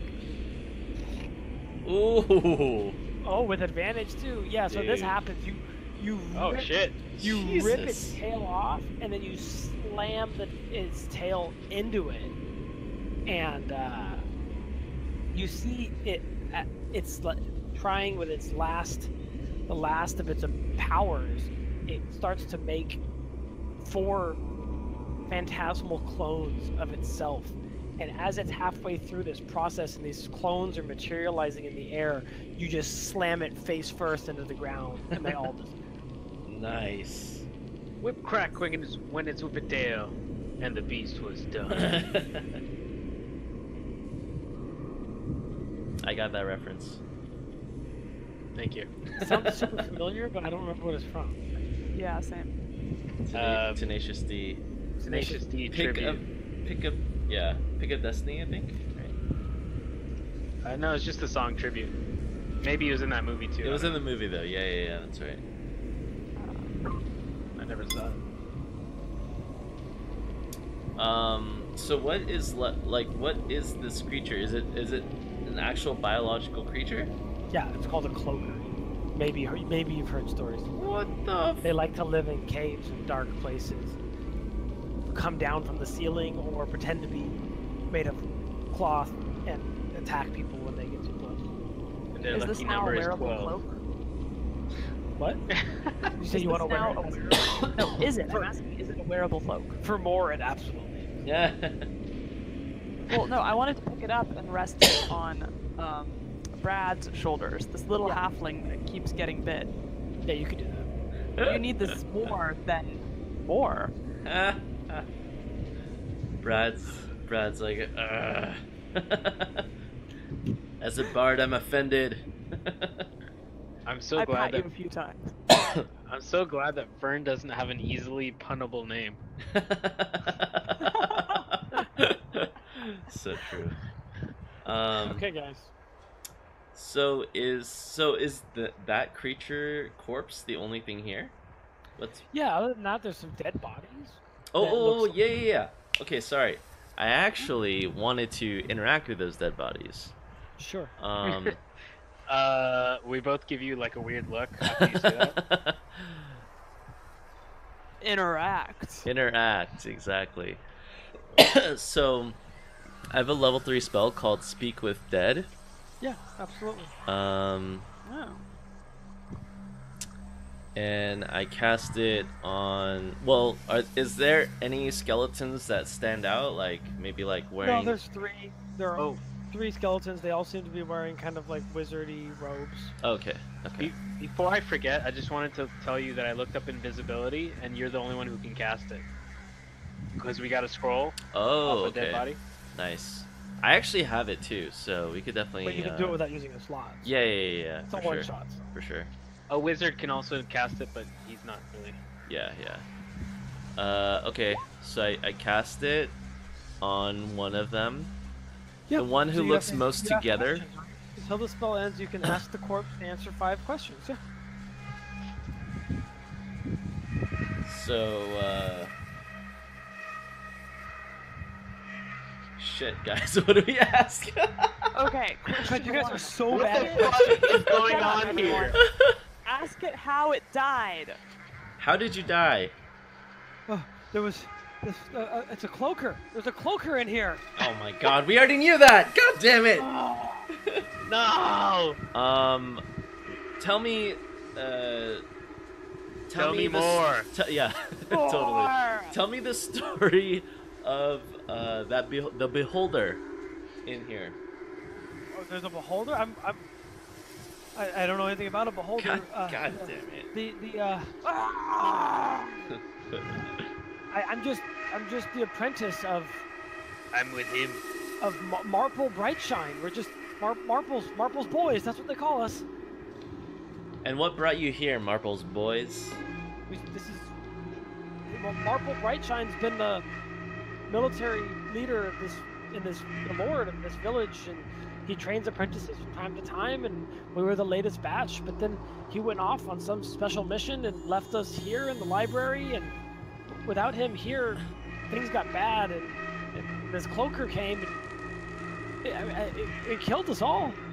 Tell me about the... Oh, wait, Cloaker came? Should I ask him about the undead army, or should I ask him about how the Cloaker came? We don't care about the cloaker. It's dead. I know, Cloaker's but... dead. Okay, fine. So, do you know anything about... Tell me what you know about the undead army.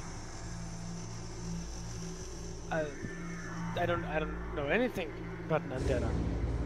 God damn it. Yeah, what undead army are you talking about? Well, the ghosts...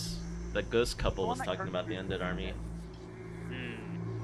I don't know, what do you guys want to ask now?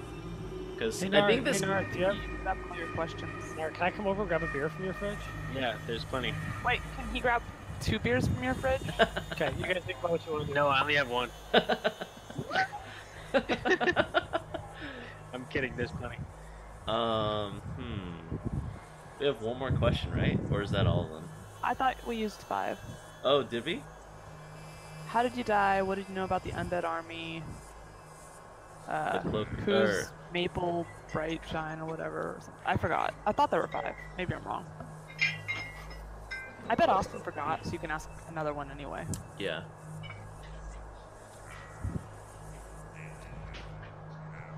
Oh shit!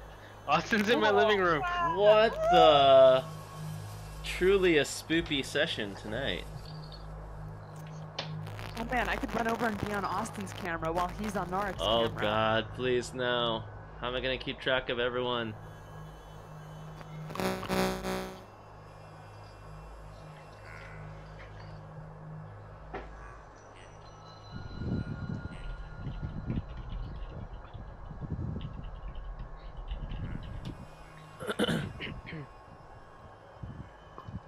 YOLO! Alright, do some impressions of Austin.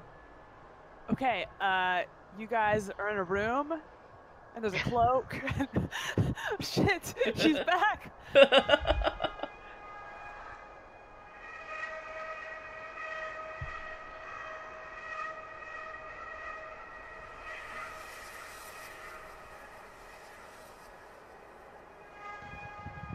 Okay.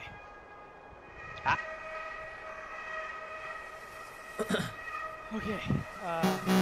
Oh God, One more question. feedback. One more question for the guys. Austin, excuse me, is reading the answer. Oh God! Oh, somebody's a robot. I think it's Linda. No, it's to refresh your browser.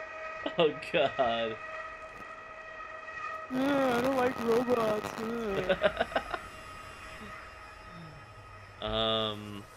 So sorry, Austin. Was that all? Was that 5 questions? I thought it was 4, but Yeah. You can do one more. That's fine.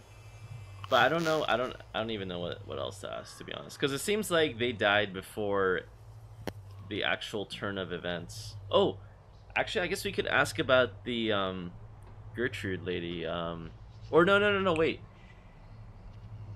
Yes, let's ask about Gertrude. What would we ask though?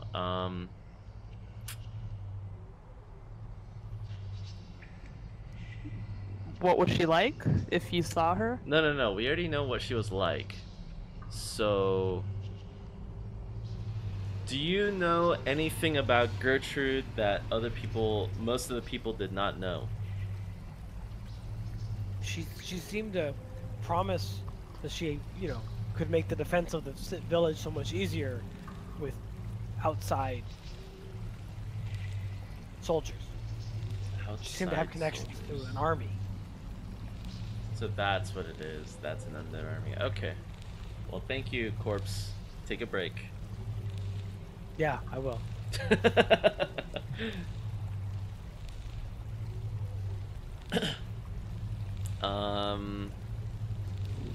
This That'll is do, morbid. Moore is leaving. Yeah, Brad Okay, says. guys. In the interest of time, there's a secret door out here. It's an escape route. It leads to the outside. Wait, What? how did we uncover that? Because you guys already saw it and you guys were gonna look for it. Because I said I I was was gonna about up to on say, didn't this building look bigger from the outside? Yeah. But how are we supposed to find? Was that supposed to be triggered by that? If you search the room, if you say I searched the room, or if you say I look for secret doors, which Yeah. you might because you saw secret doors previously, Yeah. then you would have come across it. No big deal. Let's move on. It's just an Okay, escape. fine. Yeah. Cool. Let's go upstairs or downstairs. I like the downstairs because it's scarier. As you approach the What staircase, time of day is it? it's just after midnight. Oh wait, I need to be in here, right? Yeah, you guys all pile back into the secret door chamber. You yell for your companion. Samaj! So if we were actually playing with 4 people, you would have actually just been out here? Yeah, he would have. Yeah, I guess. The module says it's designed to split the party and make it more tense. Oh, interesting. So I could have been running things for him, right? I was thinking also we could have like a rope. That we tug on? Yeah, because we So- gotta enter So you first. come in there, you yell, the door's open, right? Yeah. And you run back out, and where Samaj was is a corpse. He's What? laying on the ground in a pool of blood. What? With claw marks all over his body.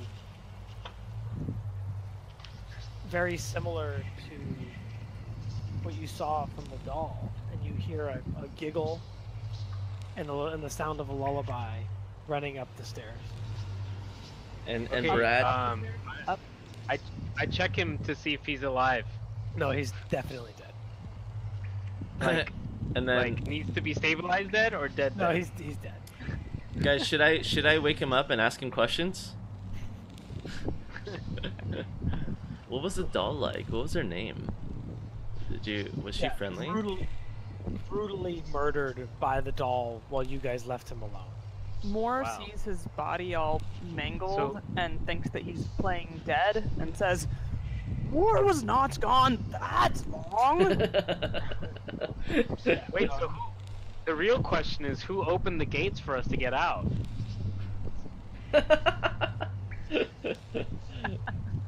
Yeah. Unless this literally just happened like 5 seconds ago. Yeah, no, I mean, It's as a you come around the corner, you Fresh hear corpse. tiny little footsteps, giggling, and the sound of the lullaby going up the stairs. Up And- the stairs. Brad goes, "Let's go!" And he runs up the stairs. You're going up? Yeah. Alright. I'm on his tail. Let's kill him! Like Oh. somebody has to save this Look bastard. who's here. Sorry, Dan, your character literally just died. Like, literally just happened Oh, like it didn't 5 even come seconds back? ago. Can we just say that he was unstable and I can stabilize him? Yeah, no, we can. That's I was trying to get rid of hilarious. I was trying to get rid of the bookkeeping. I told you guys that he was faking. Wait, I have something for this, I think. Wait, is Dan even back yet? Or can Dan, he- are you there? I'm here. Yeah.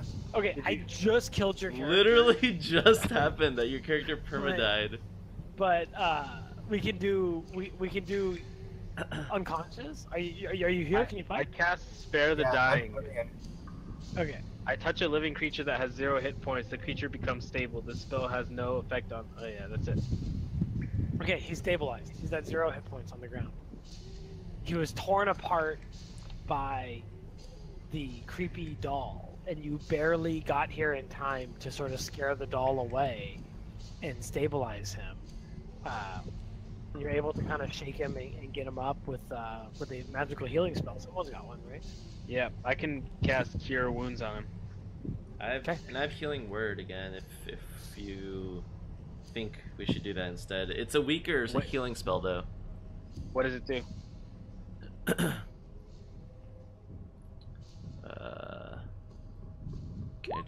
Does this show? No. Yeah. I just saw it. You just healed for 7. Oh yeah.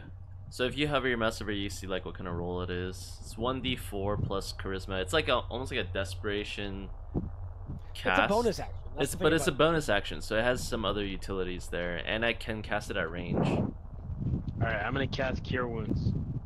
Okay, so I'm gonna give him 1 hit point on top of that. He's at 11, and you managed to get him up. And yeah, you were attacked by the doll, Dan. I don't remember if you were even here when you guys first met the doll, but there's a creepy fucking doll that sings. And while your companions went through a secret door that you had to operate from the outside, you got nominated because you weren't at the computer. You were attacked and mauled by the doll and almost died, but they barely got to you in time to save you, and you're at 11 hit points. Gotcha.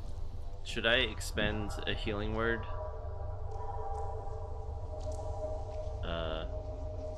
To heal Does the him healing more? word only heal one person? Yeah. Yeah. The point is that it's a bonus action. That's why. Oh. It's a bonus You can use action, it in and I combat can as cast it at range. Like, I don't have to be next to a person, so it's like, it's got combat Oh. utility, but it's less you- powerful, less yes, effective. yes, there is a beholder in the pool there. You missed some stuff. You're muted if you're trying to talk. But yeah, there was a zombie beholder in the pool that the group decided that they didn't want. Brad engaged it with a frying pan to Yeah. no success. Yeah. So we backed off or what? Yeah. It vaporized the frying pan that he threw at it, and they were like, eh. So they decided that they wanted to climb the stairs. You guys want to go up, right? After the sound of the doll? Yeah. Sprinted up after it. Well, Okay. I did it partially, honestly, because Samaj died from the doll. Yeah. No, he did. So if you want to do something different, you can do something different. I would down? kind of favor going downstairs Yeah. just to explore I'm- some place without the doll. Yeah. Well, for me, it's But I'm- like 100% I would have chased if the doll would have killed Samaj, but without Samaj permanently dead, I would have been split. Like either way. Should we go down instead then, or what are your guys' votes? Yeah, what does Daedric want? I think I would chase after the thing that just attacked Doll. Okay. our friend. Okay. Let's But go. I'm just one person. Two people just said go up. What do you Whoa. say, Dan? Yeah. Probably chase after what just almost killed me. To chase after the doll that basically destroyed you. Why don't we roll then? Huh? I think he's. I'm gonna roll. 1 is down, 2 is up. Okay. Up it is. Let's go. A crit. For once. Alright. So, battle formation. This time. There is a soft green glow flickering in the Yeah, more. You go first from now on. War goes first. There is a soft green glow flickering in the hall, but there seems to be no source of the light.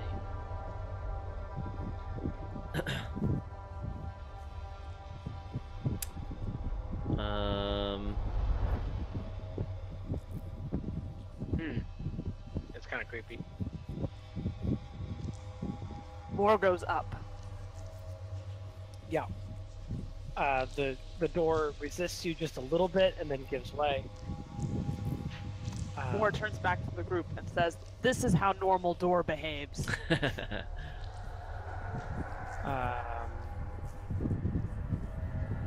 And as you say that, I cast that cantrip that bursts it open. Yeah, so this is a guest room. It's full of sickly cobweb. Otherwise, it's got a bed, a trunk. What's in the trunk? I open the trunk. It's empty. Oh god. Brad backs away as she opens the trunk. Okay, let me get in front of everyone again. Wait, didn't we open? Alright, did you not open the trunk?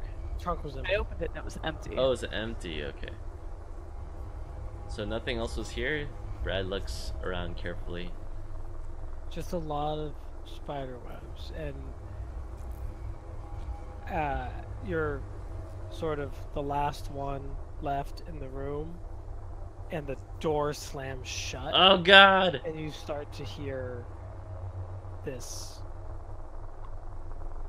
singing voice. Itsy bitsy spider. Oh, Brad No. casts Brad casts No, invisibility no, on no. himself. Down came And rain, washed the spider In the previously empty The fuck did you search for this?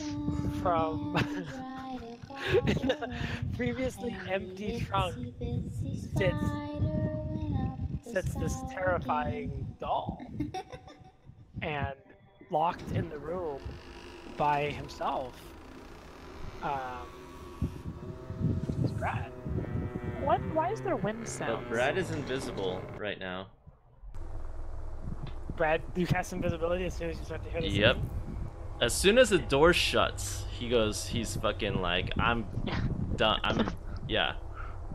Yeah, so the doll pulls herself up out of the... Someone sounds like they're blowing on their mic. It might be me. Is that better? No, but it is you. I see it on your...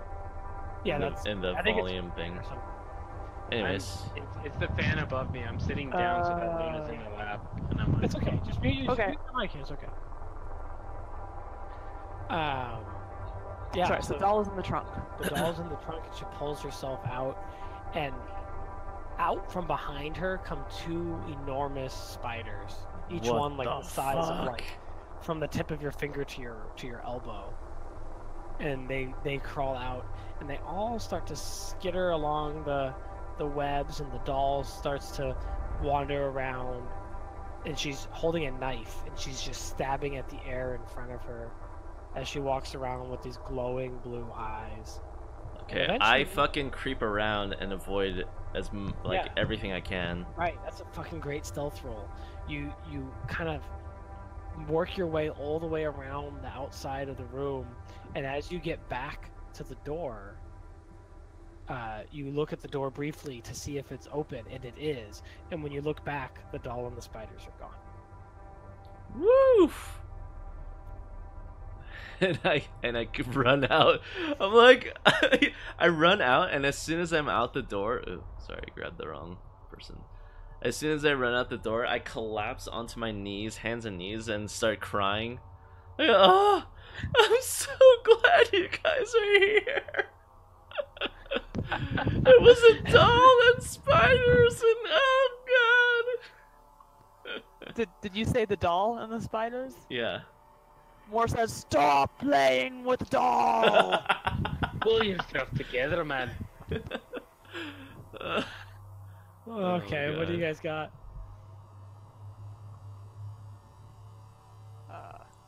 Moore opens this door now. This is an old laundry room with a bench that runs along the southern wall and a large iron stirring pot for washing clothes. By the way, A ghostly apparition is stirring an ectoplasmic load of dirty clothes. what? She fades once you enter the room. Chores in this room. Moore does not like chores. By the way, Brad is still invisible. Yeah. All you heard was like sobbing and weeping. As I stepped out of the room. Moore opens this door. This looks to be another guest room. Thick spider webs coat most of the surfaces.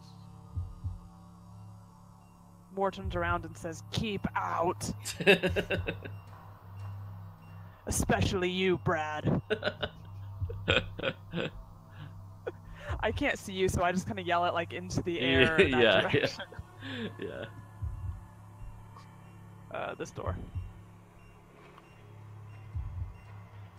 The room is a large washing tub, a bench that stretches around the southwestern corner. An old bloodied towel hangs from a towel rack. As you enter what looks to be an old washroom, you first notice the bloodied towel hanging from the towel rack.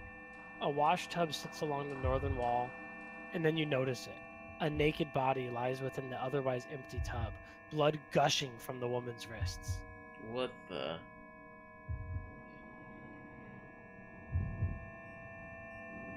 Nothing to see here. Brad rushes in. He's like, "Oh God, guys, there's a woman here."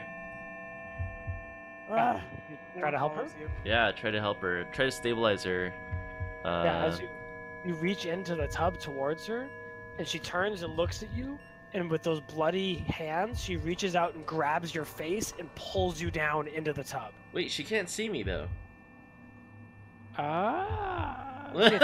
She attacks you with disadvantage. Okay. Moore says, "Stop playing with naked ladies."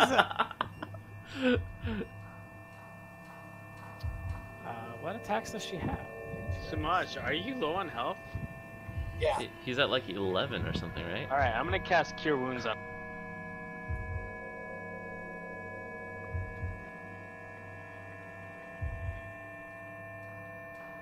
Am I dead? Attacking with disadvantage, 14 to hit.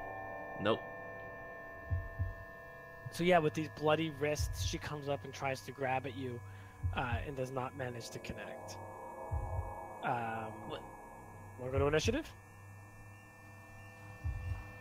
Moore wants to stop messing with ghosts. So, Brad like dances back because he's like, "Whoa!" He did not learn his lesson from the doll fight. Yeah. Can we run? You can run. You can do anything you want. The Everyone's door's got initiative. Door's still open, right? Technically. Everyone has Moore runs out initiative. the door.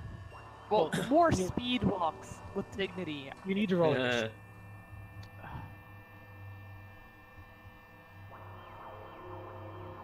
It looks like you guys all look pretty good here.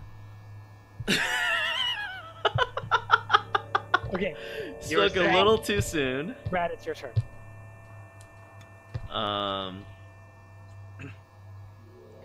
So does she look undead then, or does she look just hurt / mind controlled? Like the eyes, no, like this is some sort of spirit, similar to the other spirits you've seen here. They all look pretty real until you get really up close. Hmm.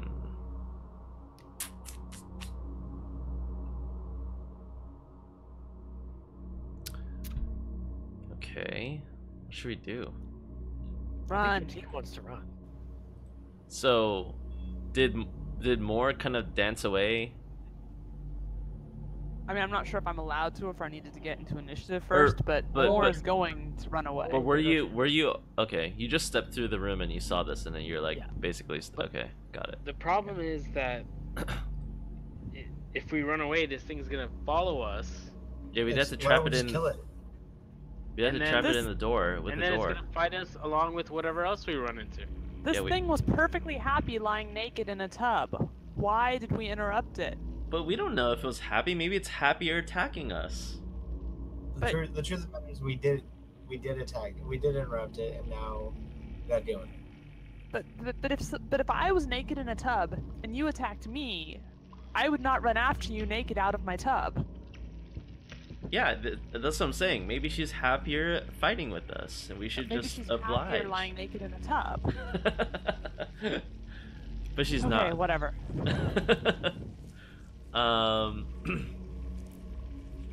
So first, Brad just, at least for like a second, is like, "Whoa, lady, we're here to help." Does he get any? What kind of response looks does he at get? you, she looks at you and then takes another swing into the air. She can't see you, right? So Yeah, she's yeah, yeah. swinging blindly Okay. in the direction of your voice. All right, lady, you're asking for it, and he takes a stabby at her. Yeah, I mean that hits. You got a magical weapon. Oh. Ooh, no, I don't. Okay, I see damage. Okay, she takes 3. Jesus. I still have a magical weapon. All right, you tag me out, coach. Are you doing anything? Standing there? What are you doing? Do I take an opportunity attack when I step away as invisible? No. Okay. She can't see you. Yeah. So I like run behind and hide. Yeah. Well, not hide as an action, but yeah. Samaj. Samaj. So he's just stabbed at it, so I'm gonna toll the dead at it. Yep.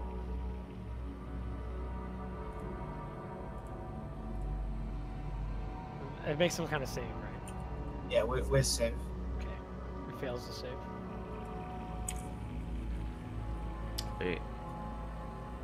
Ooh. Necrotic damage. Anything else? Interesting. Just gonna back up out of the doorway.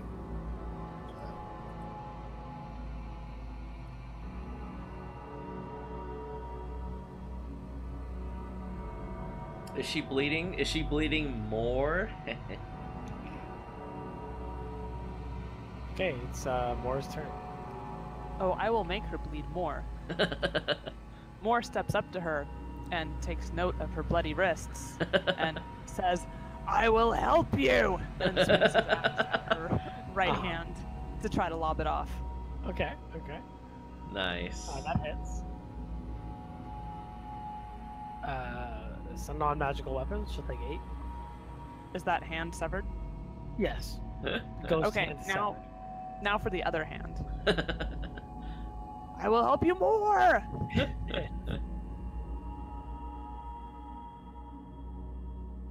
Does that hit? Yeah. Damn, this damage. Yeah. Decent damage. She's not gone, but doing some damage. more is done here. And I step back to the doorway, through the doorway. Yeah, so as you're doing that, you feel a light weight like plop onto your back. Bro? And you hear a little giggle. You hear this incessant singing lullaby that you've heard a couple times before. And the doll riding more makes her two attacks. Brad's like, oh god, it's on you! It's on you more! Both hit. I hate dolls! Both hit.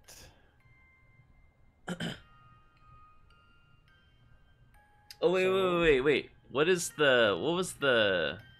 What's your AC, more? 12. 14. Oh, What? really? That low? 12 on my sheet. Jesus, I don't alright, know. never mind. Should be Can't. 14. Can't really help that. Now it's 14. Oh no, you're unarmored. You have no armor, but you have Dex plus Con. So. Yeah. So comes in with the knife and the claw, both hit.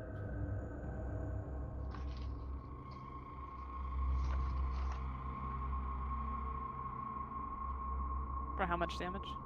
22 damage total. Jesus. Yeah.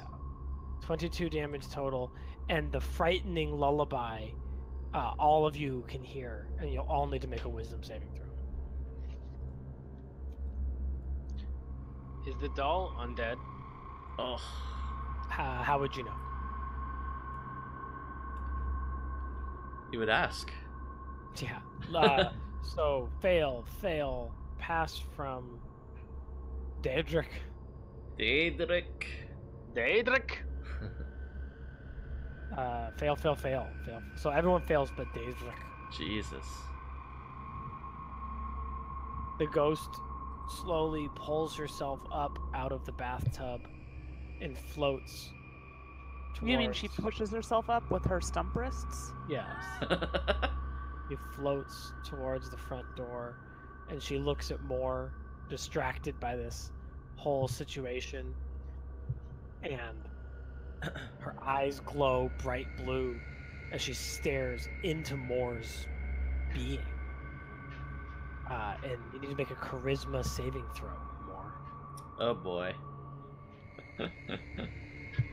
Can't be good for a barbarian. You need to maintain... Yeah, you fail. The ghost disappears. Its form being absorbed into Moore's. Oh god. The ghost now controls the body, but doesn't deprive the target of awareness. Oh, that's kind of worse. Yeah. And it is... I should add this to initiative.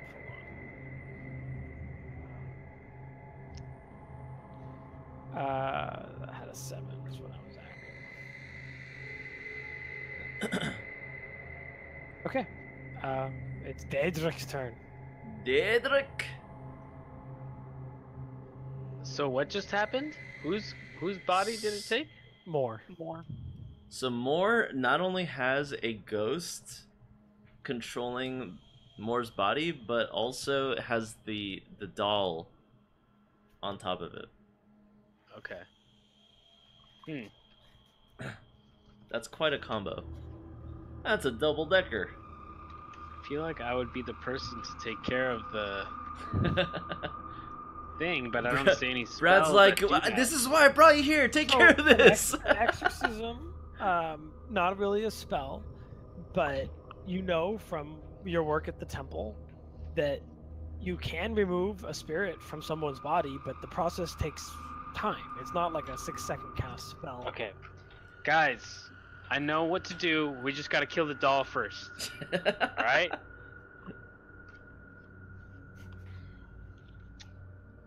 Brad's like, Although it does say the ghost can't be targeted by any attack, spell, or other effect except ones that turn undead. Yeah. Hint. Yep. Turn undead is a racial is a Yeah, class. I know. Not a spell.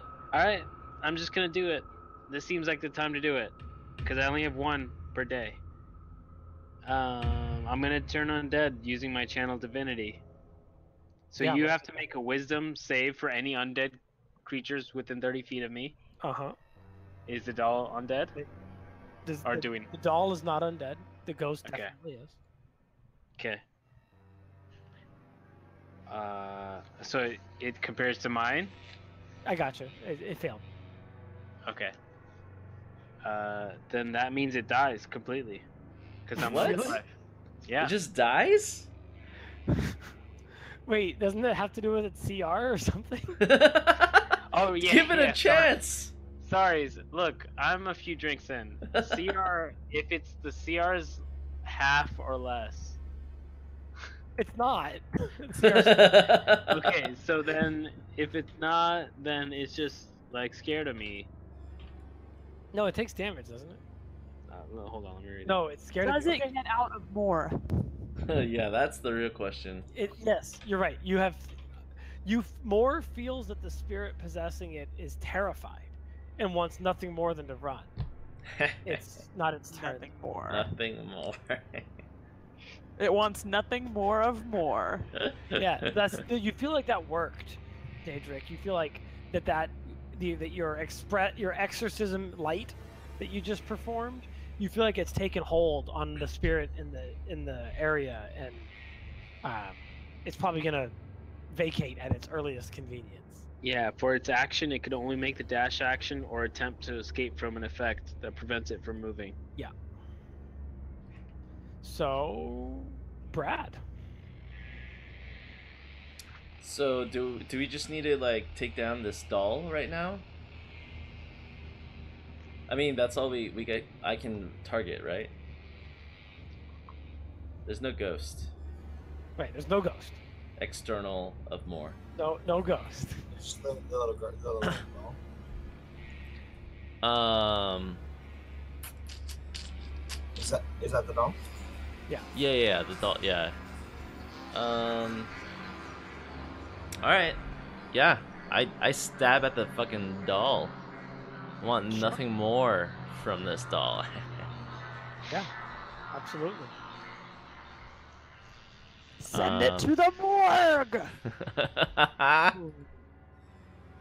Ugh. Nice hit. Is Wait, it- you're afraid of it though, right? Oh, god So it doesn't- damn it. Yeah, I am. Oh! Yeah! You do hit it. Repeat your save too. Oh, yeah. That actually makes sense for rapier fighting, as Eric has shown us, because you're supposed to like lean away as you stab. Yeah. Yeah. 14 as your save, right? Yeah. 14? No, 17. You don't have advantage on the save. Against being frightened, I do. Oh, you do. Yeah. You're Racial trait. You're good. Okay, yeah, you hit it. You deal damage. Sweet. And it's Samaj's turn. So I'm afraid of it too, right? Yes. So you cannot get closer, and you have disadvantage on attacks that target it. Do I do the save at the end of my turn? Yes. It gets at least So- one turn on you. I'll step here, which is kind of away, Mm-hmm. and then I'm gonna cast Hold Person on it. Okay. Hold. That would work on the doll? It's okay. It's okay. Would it? It's okay. Go ahead. What's the Interesting. What's the save that it has to make?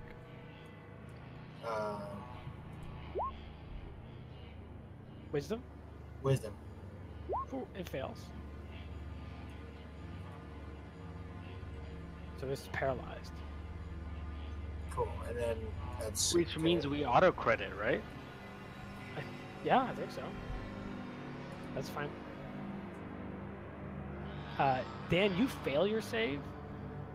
and become paralyzed Oh. until you pass your save. You're paralyzed with fear of this doll. You become paralyzed, and you lose concentration on hold person. Wait, Oh, target what must the fuck? succeed. Damn it. Wait, Why did that happen to him? yeah, wait. Because he failed his fear save 2 turns in a row. It's the first time it's happened. Oh, jeez. That's why I was gonna try to nail Eugene with it, but he actually does have advantage on it. Okay, but hold person succeeded? Yep, but then he lost concentration as he was Oh, paralyzed. concentration. Fuck. Okay. Come on, guys. Oh man. Fight the creepy doll. Oh, wait, I'm not invisible anymore because I attacked, right? Yes. Okay. Shit. Hey, it's Moore's turn. The ghost separates itself from Moore and pulls itself away and starts to run down the hallway away. What the? That's the long run. More is not. No, more follows. More slices her neck off. Yeah, Wait, roll attack. wait. No is the more. doll is the Nice doll more. on more still? Yeah, the doll is on Moore. There's Well, we're all going. some Morse running down the hall with the doll on the Yeah. back. Yep. That's hilarious. I assume this hits. That hits, yeah. Yeah, and you cleave right through the ghost, and it just vaporizes into dust. Nice. The doll on your back makes an attack with its claw. So what about my second attack? Oh, you got it. You want to attack? You want to attack the doll that's on you? I want to do more damage to our enemies, Yeah, go for it. You're a terrible but person. like I don't want to.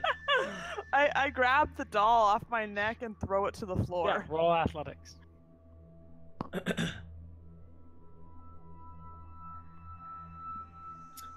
You manage to grab it, and as you're holding it in your hand, as soon as like you grab it and you pull it away, and as soon as your hand blocks your vision of the doll, it vanishes into the shadows. God damn it. What? So do I not feel it in my hand? Did Yeah, it it's also just kinda- vaporize physically? Does my fear go away? Yeah, all of you guys are good.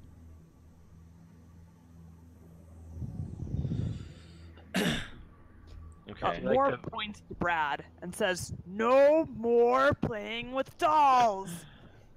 Brad says, I was going after the naked woman. Why do I feel like the big bad of this dungeon is gonna be the doll in like huge form?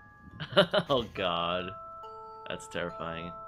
So I'm like, dude, I need to conserve the shit out of everything because like I'm scared of the last fight if these fights are any indication.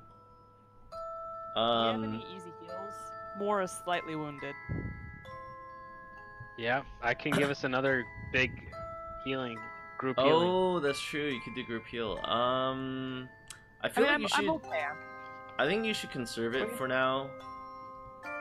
Yeah, Because I probably. also have healing word, which I want to use when things are dire. Okay. Which could cover So, those. Like the at least one wait that- until the you group and I heal- are hurt more. The big group heal that I have is a 10-minute spell, so it's not something I can do during During a combat. fight, yeah. Oh, Yeah. But I have healing word, which should help out a lot in that. I do have a group healing spell that can be used during combat, but it's just less healing per person. Gotcha. Okay. I mean, if we just. Well, guess- if I got hit as hard as I did last fight, I would Yeah. have 4 hit points left. Yeah. Good points. So I just wanted to point that out. How about I do one healing word and you do one cure wound? Do you have slots for that? Yeah. Like, do you think that would be economic, or should we just do the team healing thing?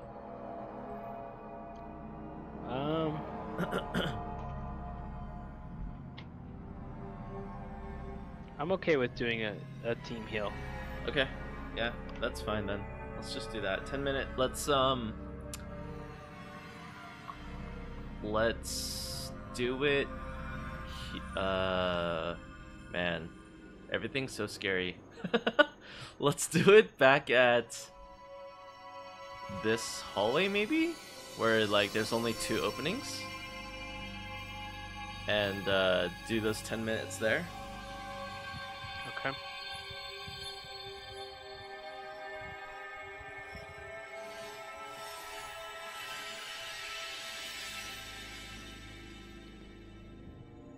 Everyone gets that much.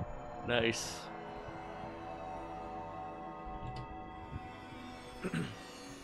Guys, why don't we have a cleric in Bops? It's kind of Okay. nice, right?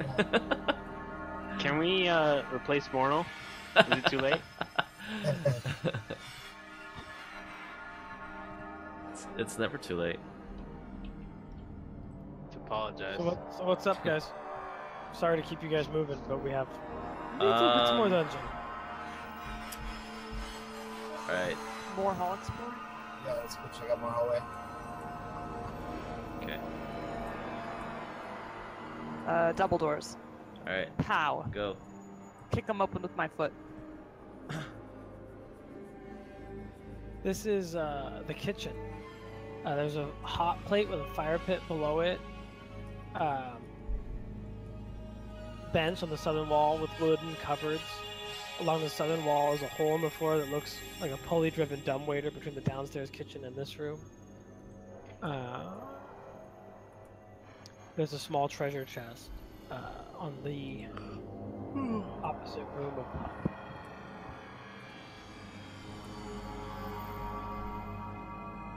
Hey guys, know what I think is in that treasure chest? A doll. Well, we I should dare check. you to open it, Brad. We should check to be sure. I know you like playing with dolls. So Brad goes and opens it. I was gonna use the mage hand to open it. Okay, Brad. Okay, there you go. Brad goes to open it. Go. No. We're having him do mage hand. Or is it too heavy? How heavy is it? Oh, it's too heavy. Okay. I'm asking. No, you can open it with mage hand. Okay.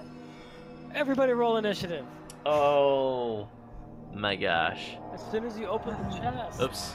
you feel the air in the room grows cold, and the knives on the knife racks, the pots on the pot racks, all start to shake and move. And everybody takes 1d6 bludgeoning damage as everything in the room starts to fly Oh my towards you god. guys all. The first one is 3. And then it's Daedric's turn. Are you outside of the room still, Daedric? Is there dexterity save for that, or is it just damage? No, you're under attack. Daedric, are you outside the room? No, I entered it. Do not see what's attacking us though. No, just the knives and pots and pans are flying off the shelves at you. Oh Like god, missiles. can we just run out? Like, is the door still open? Door's still open. Okay. The cupboard doors and drawers slam and and open and shut. And it's Daedric's turn. Oh, wait, no, it's not. Daedric. Sorry, hold on. I didn't sort initiative. It's Brad's turn. Damn straight it is.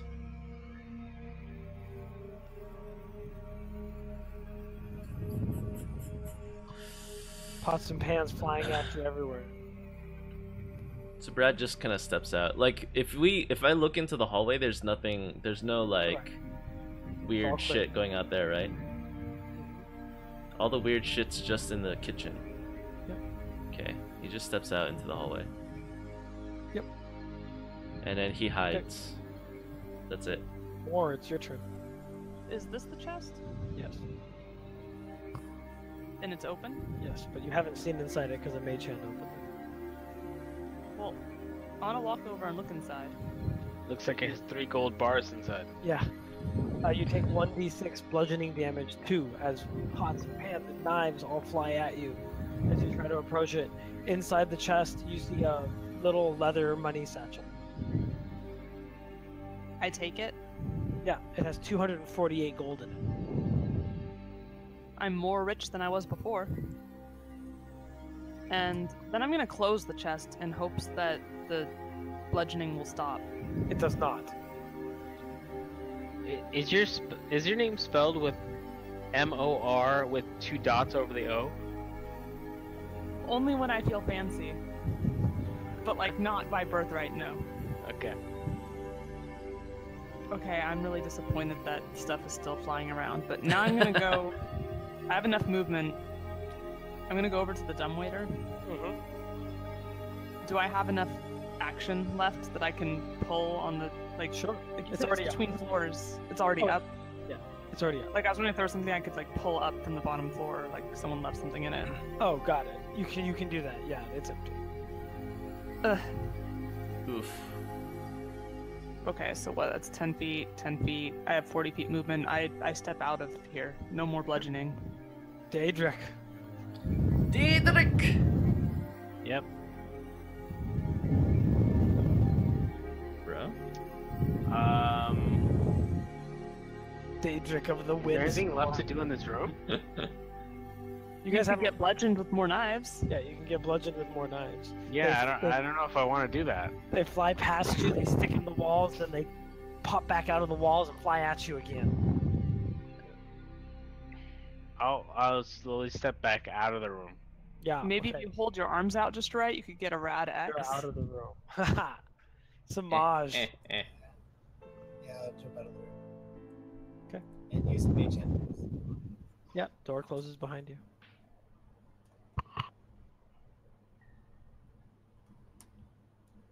What next in this spooky house, guys? Bottom door, I guess.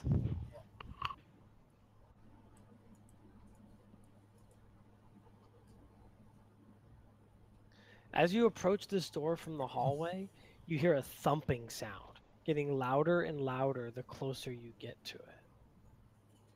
But it's not open yet. No. But I can see. Okay. Yeah.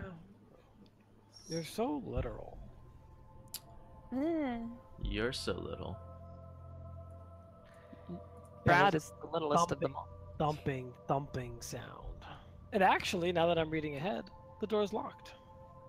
Oh, Damn. Brad rubs his hands together and he says, "Time for me to do my magic." And by magic, I mean lockpicking, not literally magic. Just to be clear. Please do. And then help yourself to the dolls within. Feel like you got the lock. Guys, I got it. Go ahead. Get in there. Oh, you want me to go? Okay. Yeah, of course. I step through. Wait, there's a zombie icon. Oh god, there's so many. No. Inside the room is a ghast and 2 ghouls, and they start to shamble towards you as you enter the room. God damn it! This is why I was saving my turn undead for. Brad. Do we get your initiative? Or no? Yeah, you guys can keep the same initiatives if you want, or re-roll them. I don't care. Brad turns to Diedrich and he's like, "This is your time to shine. Turn them. Turn those undead. Do it. Do your thing." Do the thing. Do the turn undead.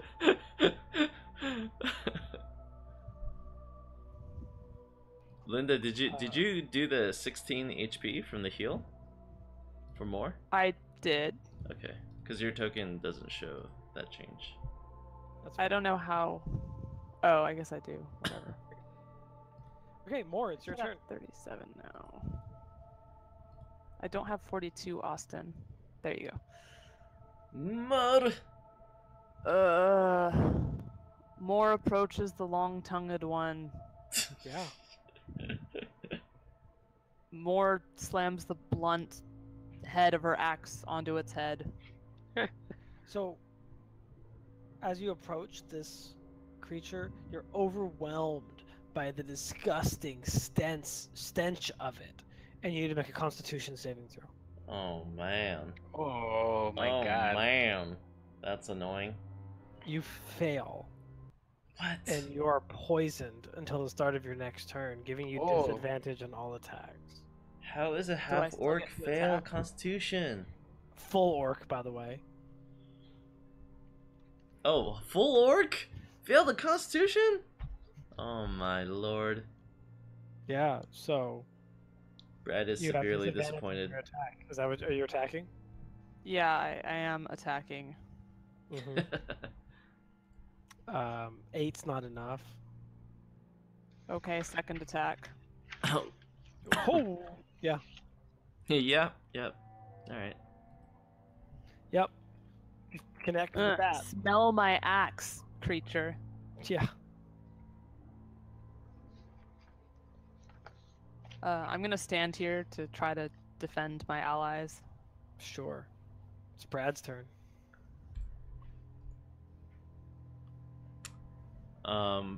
Brad sees that the first attack was dodged, and he goes, "Dodge this," and he casts Fairy Fire. Okay. Dex saves from all of them. Yeah, I think so. One pass. It's fine. The one in front passes. The two ghouls are very fair. Okay.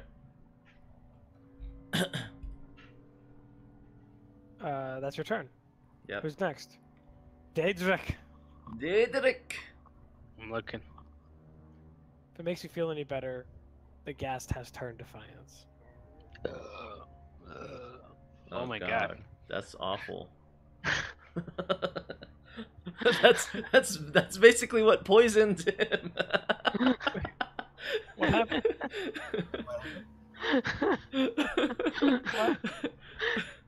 Apparently Eugene was the only one who heard that. Was it a burp? Yeah, it's an epic burp.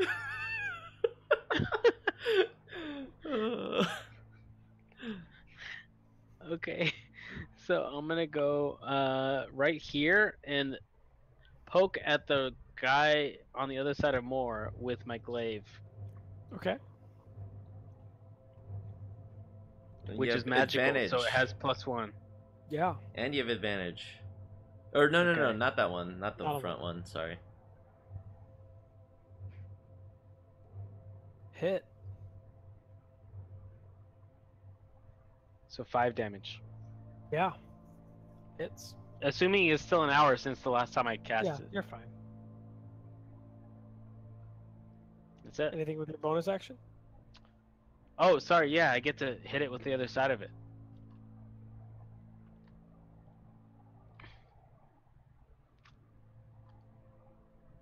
Yeah. That's kind of cool.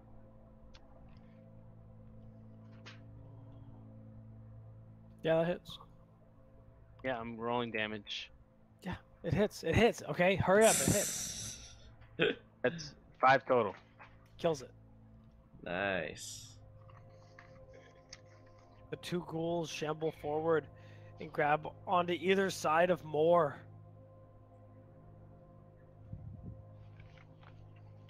They attack at her with her bite, which hits for 6 piercing damage.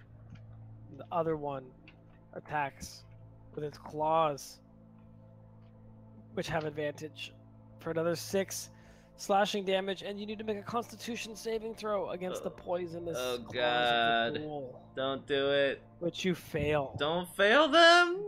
paralyzed. No. Paralyzed. Samaj, will we Alright. see it? Will we see it? See what? The spell shaper's shaping of a spell.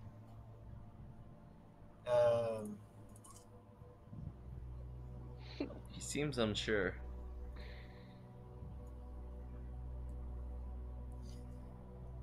Yeah, actually, you will. I'm gonna step up right here and get in the line Yeah.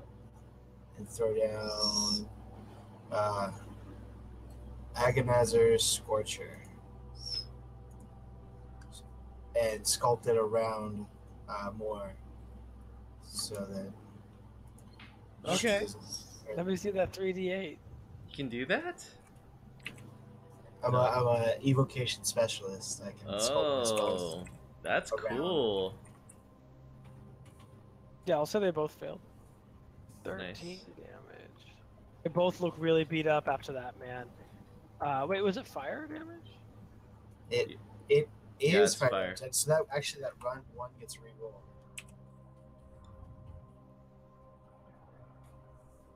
Oh, that's enough. Nice. Blast them Damn. both. Damn. That's Blast sick. them both. That's a talent. I'm glad Smash is Why- back. Why did that one get re-rolled? A tiefling talent that I picked out that fire. Also, because I used fire, fire is now rotating around me for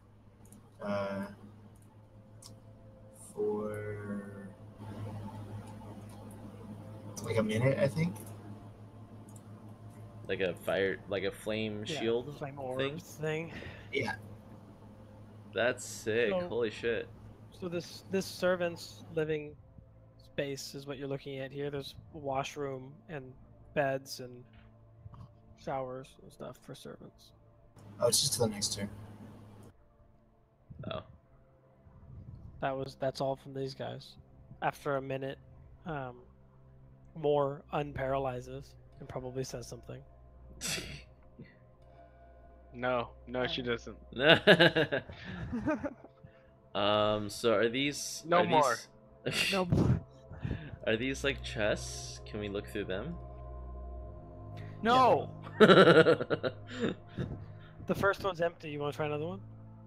Yes. No more. No. No.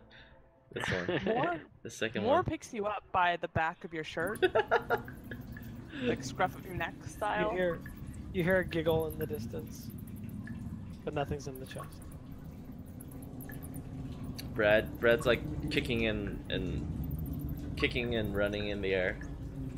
More sets you down over here. And he says, "What'd you do that for?" There's a door you could open. Do you like doors? Oh yeah, let's go through doors. And he just More walks relieved through that this your door. attention span is short. Yeah, so this is just servants' quarters. You guys search it up. There's nothing to find though. Nothing? Anywhere? What about Dang this it. bottom one? I'll open this one. Servant bathrooms. It smells really bad. You. Let's head north. Alright. Yep. No let's more go. to see here. Let's go. This corridor. What is this door?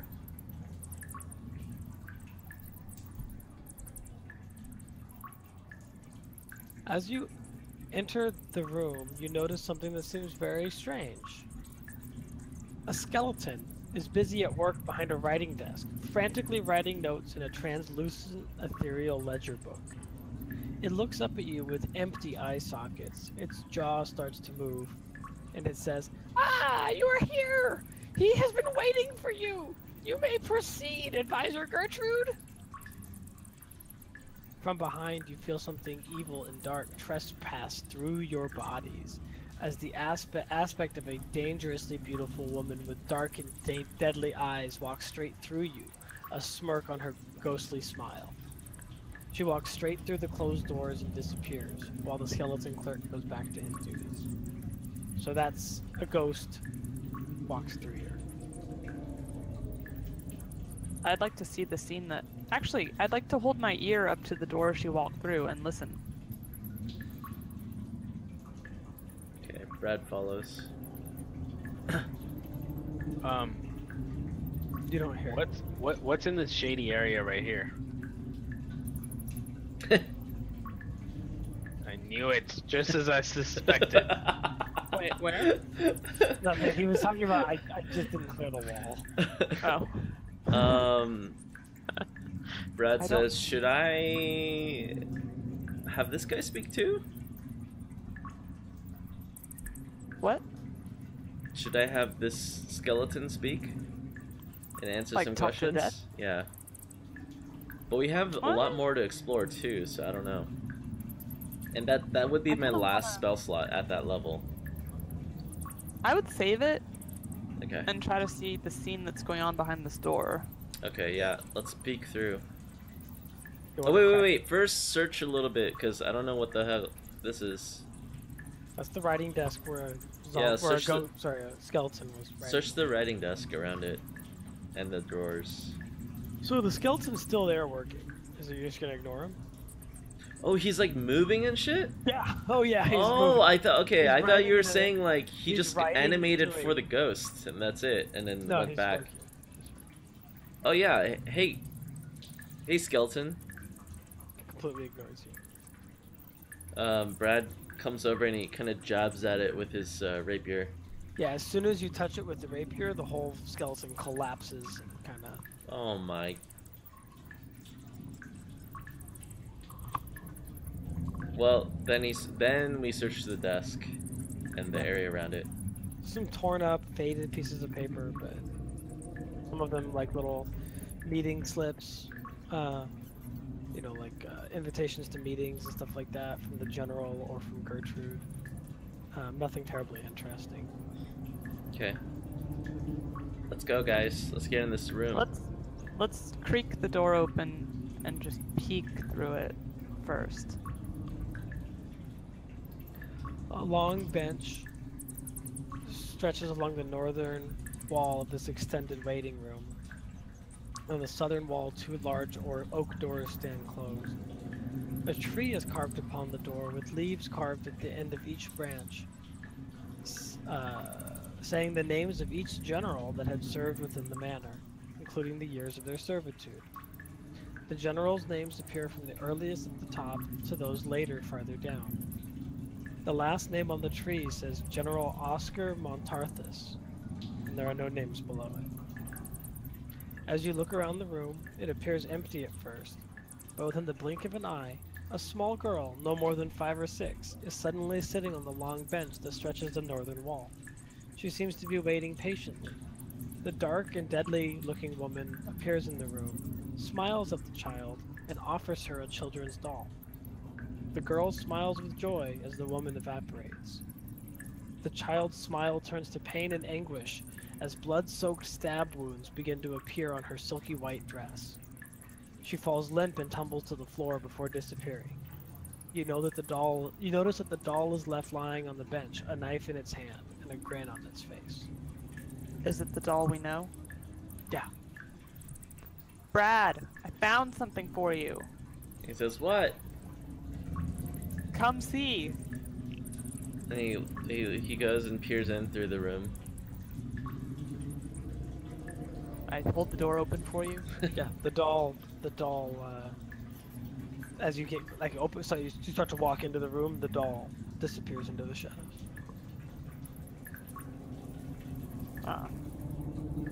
No luck, Brad. Okay. So Okay, I'm gonna walk into the room. yeah, let's go. What's in here? Empty now that the ghost scene has disappeared. Okay. Okay, So let's then march Brad, through here. yeah, let's go through there. Doors resists you. I resist the doors. Don't Roll resist. athletics. What'd you say, Austin? Athletics. Yeah, you're able to push the door. It's not too hard. It looks like someone pushed up a chest up against the inside of the door to prevent you from opening it, but you're able to kind of force it open.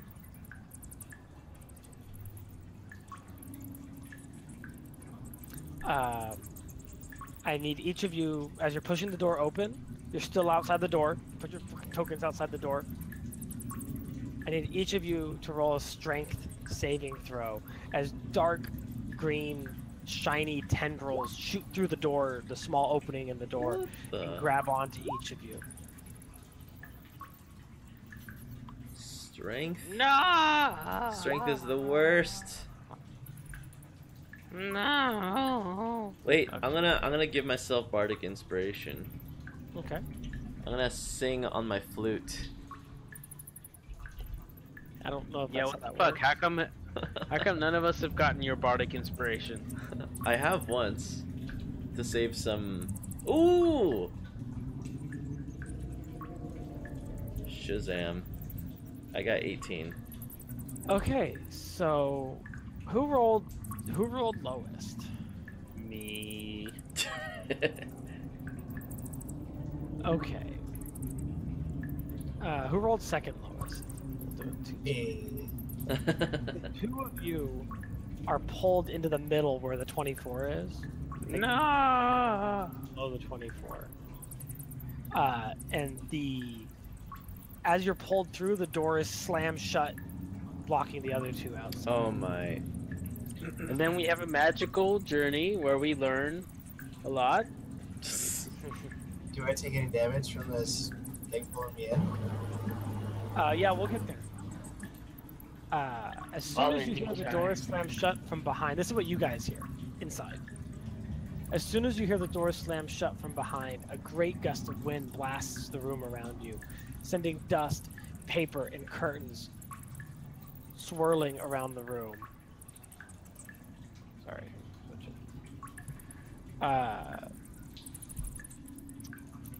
Swirling around the room. Piles of rotted corpses litter the creaking wooden floor. Then you see him on the ceiling, a shell of a man, shriveled, tortured, and used. His body and arms semi-molded to the blackened muck that replicates the ceiling. Slimy black vines creep through his flesh, pinning him to the ceiling as the ends of the vines expand into drooling suckers that feed from his life force. A glow of green hue emanates from his chest, where a green emerald spews out evil energies into the mansion, distributing and feeding all areas of this living building. The most potent looking of these green energies flows directly into a lifeless body, slumped with its head flung back over a wooden chair. We'll roll initiative. What kind of body? Male, female? It's a female body with a cloak. You can't see much more. So it seems like the force is coming from the body, or what? Yeah. Also, Wait. like the force, like it's sapping from the general's body and feeding the advisor's body. That's kind of what it seems like. That's a Is it One- where? Wait, is this body? Are we seeing anything? Me and more? no. Okay, so that's all happening in that room. Yeah. Okay. Sorry, and we are. You guys have initiative. Hold on.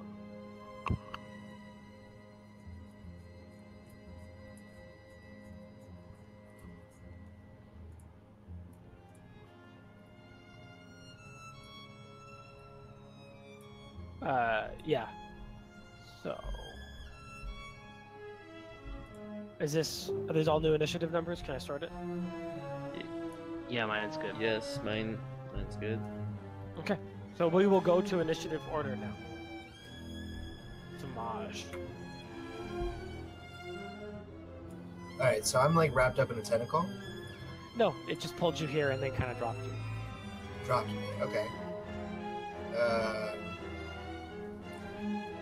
the And guys outside don't know anything about what's happening in this room. They just see a closed door.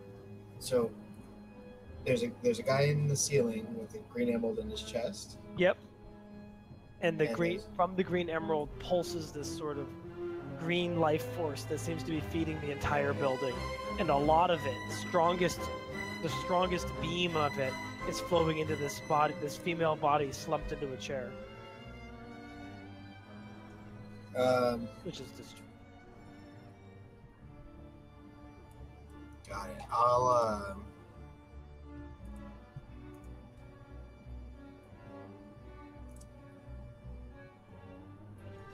I'm gonna Use more fire. fire at what? Everything. The trees. The bodies. Um,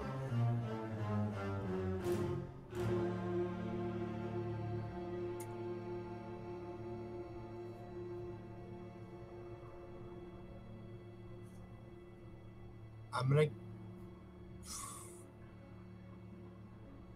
So what? What does anything seem aggressive in the room, or no? It's just kind of what it Yeah, is. that's kind of what it is right now. Um,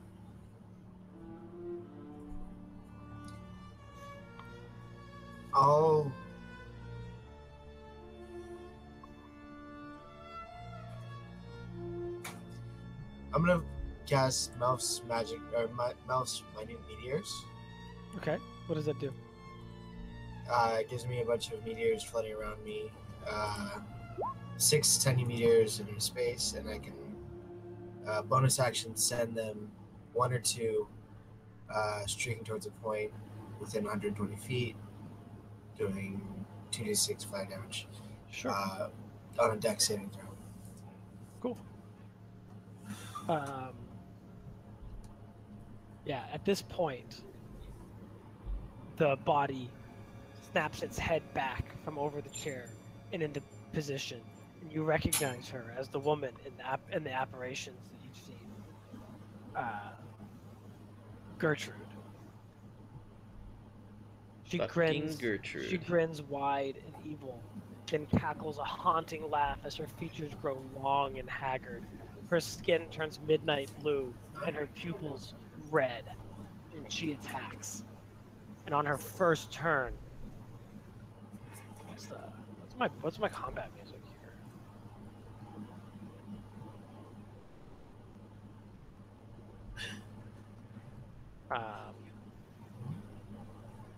We'll go with this. I don't know what this is. Yeah, she attacks on her first turn. Where's her stats? I think I know what she does. She casts. Where's her spell list? There we are. She casts Create Undead, bringing 3 of these bodies in the room to life as ghoulish horrors.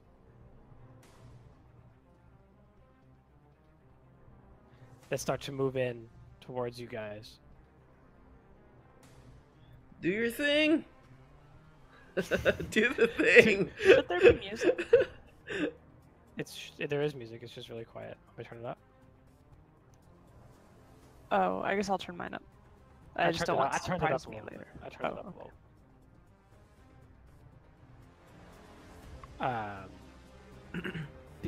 little. The two ghouls attack the cleric, Daedric. Daedric. The 18 probably hits. I need a Constitution saving throw. Yep. The other ghoul attacks Samaj. Misses. Wait, what's your AC? Daedric? 17. Okay. 7 slashing damage. Jesus. And it is Brad's turn. Can I try the door? Does it open? No. What? Is it locked? Or does it just seem to be held shut by force? It seems to be held shut by force. You could attack it.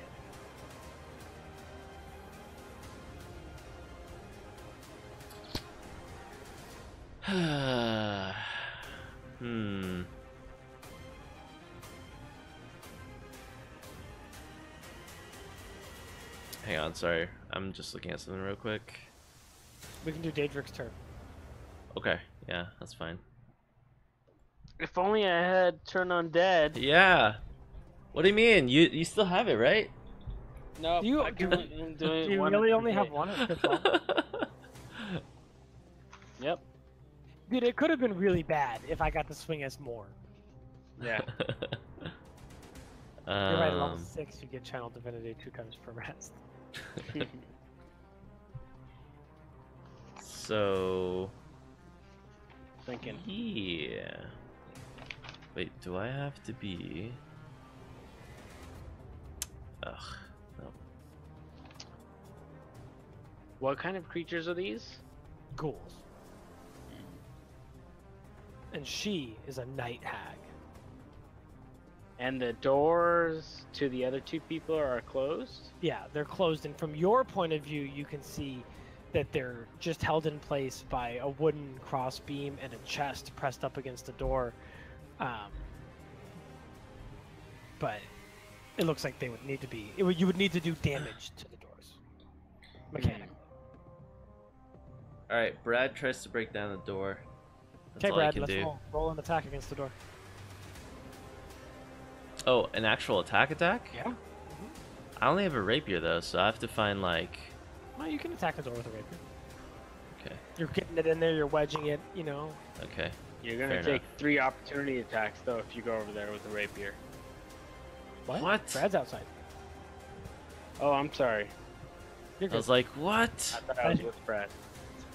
Yeah, that you managed to punch a decent sized hole in the door. Oh, You can yay. see what's going on the other side. Okay. But the So door still I stands. okay. You think you've taken more than a quarter of the door's hit points. Okay. Sweet. I guess that's it then. That's all I can do. Daedric. Okay. I'm gonna cast Crusader's Mantle, Okay. which is basically it means that everybody here has plus 1d4 radiant damage to their attacks. That's good. Nice. But that's all I can do on my turn. To undead specifically, or just in general? Everybody. Okay. That's your turn. More, it's your turn. And I'm still stuck behind this door I need to break down? Yep.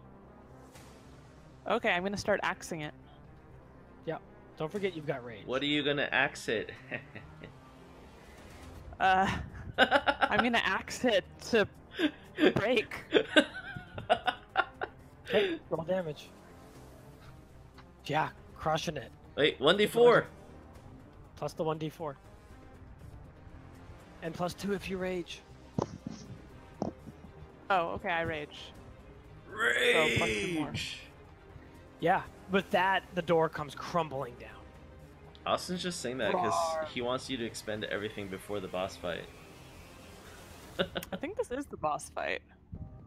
But there's The an door comes underground crumbling story. down and you can charge into the room. I want to charge straight over to Witchy Lady. Yeah, you can get there. Leroy Jenkins. I'm gonna axe her some stuff too. Never let you play a barbarian. Did I hit? Did I hit? I don't know. I actually haven't. Do we win?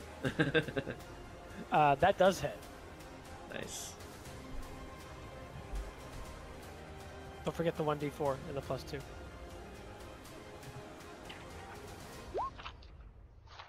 And then the third attack, yeah, that hits too. Nice. Yep. And the 1d4. Yep. Whew. You Not just bad. start clobbering her. Massive damage. Terrible. Terrible damage to her.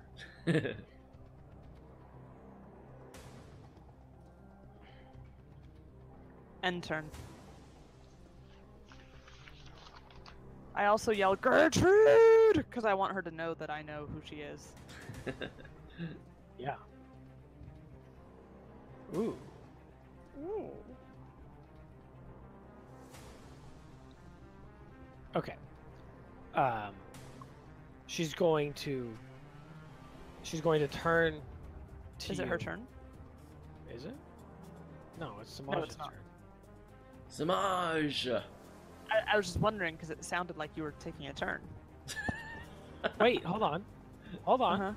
Uh huh.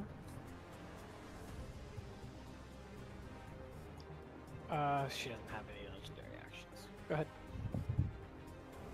All right. Yeah. So this room is gonna be on fire, but we'll be all right. Yeah. Of course. I'm gonna- Well, I'm I'll be gonna- all right, but Actually, everyone in the room is gonna be fine. 'Cause our team, anyways. I'm gonna fireball the room and sculpt it around our teammates. damn, that's really cool, actually. Damn. I can actually sculpt it up to 4. It's the spells level +1. Wow, that's really cool.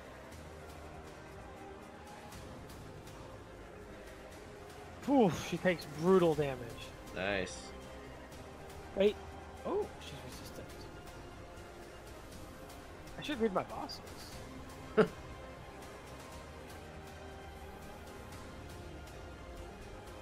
Okay. And then bonus action, I'm gonna throw 2 of those meteors at her. Can you throw more than one at a time?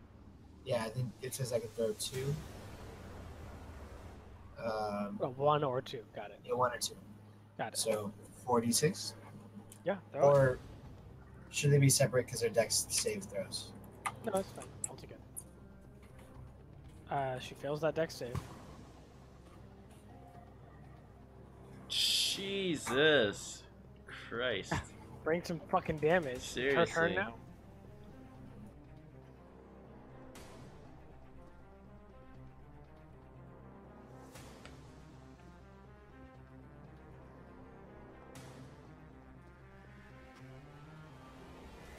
Okay. That's not gonna help here.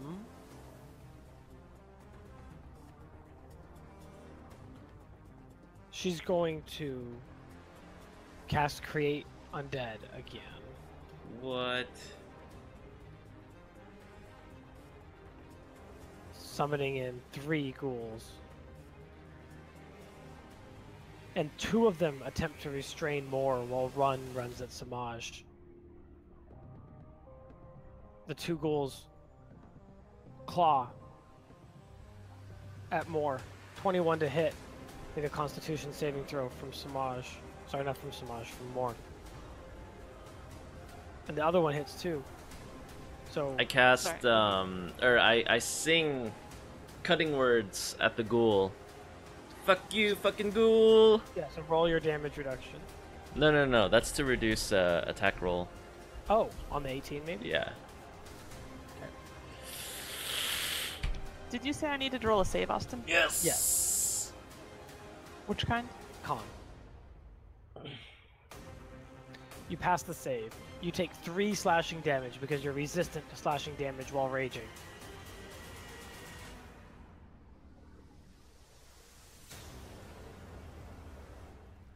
Another one swings at Samaj. 13 to hit. Does not hit because of the mage armor.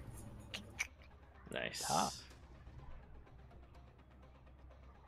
And then I'm out of bardic inspiration.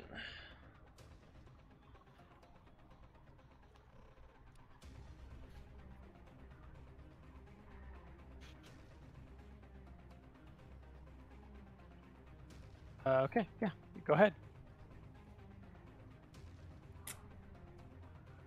Brad's turn. Doors open.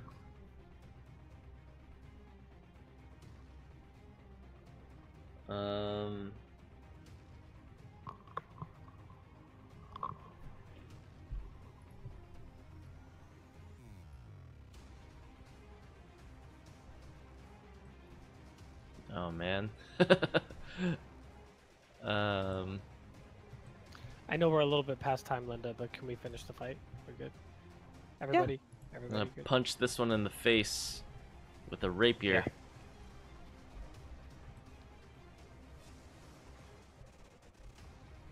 Does that hit? 15? No, it doesn't. Doesn't hit? What? Feels bad. Feels bad, man. Doesn't hit. Okay.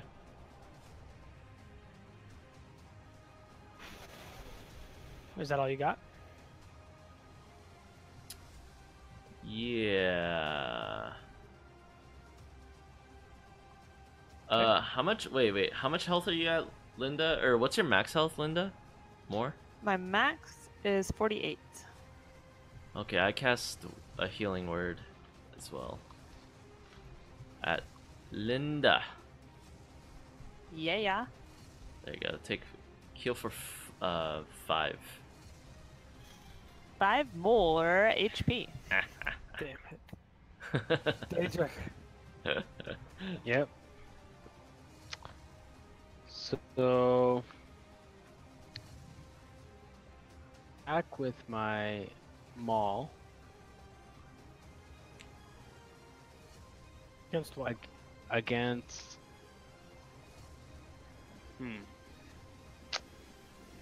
How's the one below me? Below and to They're the all left? fresh. They're all fresh. Yeah, you guys killed them all, and she used her turn to make more. Oh To shit. make more. You should kill the witch. Yeah. I'm gonna take an opportunity attack, but that's okay. Alright, is it? I just gotta change from my ruler. Alright. I go over here. You get hit with the claws. 20 to hit. Wait, Yeah, that hits me. flanker. Against who? With More. Oh, I didn't see that. Yeah. Unless unless you don't want to take 2 opportunity attacks, that's understandable. No. Hmm. Yeah, actually, I don't. Yeah. So you You take 8 slashing from the ghouls. You could step into my place. I'm small, and then like step out or to get a flanking if you want to get that hit. Unless you just want to get a direct attack on her. I thought that witch was the person to the right of the It space is. I'm in. It is. I don't know what Eugene's talking about. You want to hit this witch. Okay, Okay. that's what I want to do. So, I'm gonna hit it with my maul. Hit. Nice. And then I'm gonna do that again using my war priest. So with my bonus. Oh shit! Hold on. 1d8. No, yeah, I'm gonna do the war priest again. So basically, just hit it again with my maul. Yeah. Hit it again. Oof. Yep. Damage. Then- Make sure you roll those 2d4s now from the radiant damage. Oh. Oh, you're right. Good catch. Yeah, the radiant damage sizzles her flesh.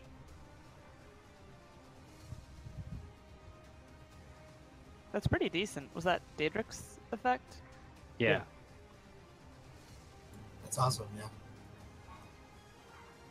And it's Moore's turn. Did you take the 8 slashing damage from the opportunity attack? I did. Okay, Moore is gonna axe the witch. And I know you said those 2 guys are trying to hold me back, so I guess disadvantage or something? No, they did. They failed to hit you. Oh, they just fail. Okay. Axe. Yeah, that hits. Bam. Axe about me. Don't forget the 1d4 plus 2. Ooh, nice. Yeah, she's real hurt. Oh. More axe. Hit. Do it again. Do it again. Oh. Jesus. Does Why she is want the- more? What's the +2 from? She's raging. She also gets an extra attack while raging. Does she get my +4s? Or +1d4s? Yeah, she's rolling it. Yeah. Oh, the +2s are from her rages. Yes. Do it again. Does she want more? Does she need more? She's not dead. She needs more. Sounds like she wants needs more. nice. More. 15. Okay. 30. Moore stays because Yeah. Moore doesn't want 3 opportunity attacks. I just stand here panting from my efforts. Yeah. Jeez, 49 damage in one turn. That's insane. Samaj. Alright, gonna throw down some more fire. Yeah. A line of fire rolling out. Dex saving throws from the enemies. But my buddies are alright.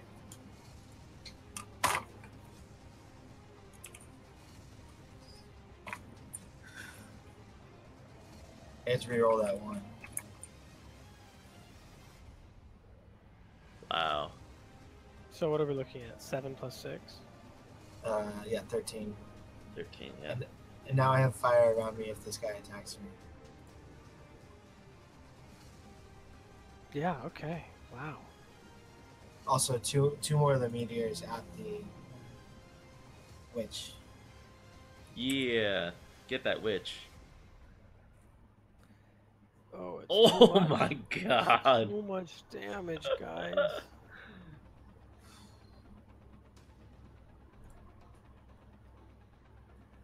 She, with that, her form deforms and melts, and then pulls back together, and then starts to melt again as she starts to pull more and more energy from the gem just to keep herself alive. The manor begins to rumble and shake and crumble as its life force is being diverted into the night hags. The man stuck to the ceiling falls from the ceiling with a thud into the middle of the room, and he looks up at you and he says, "Run!" And the manor starts to shake and crumble and disintegrate as the night hag desperately pulls all of its energy into herself. And that's her turn.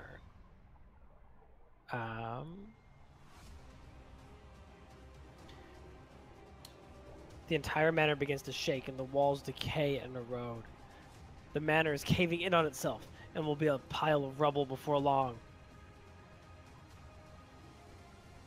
Brad goes, "To the basement! We never got to explore it!" Yeah, Brad, it's your turn. Are these ghouls still alive? Yeah. They're like, okay. Shit.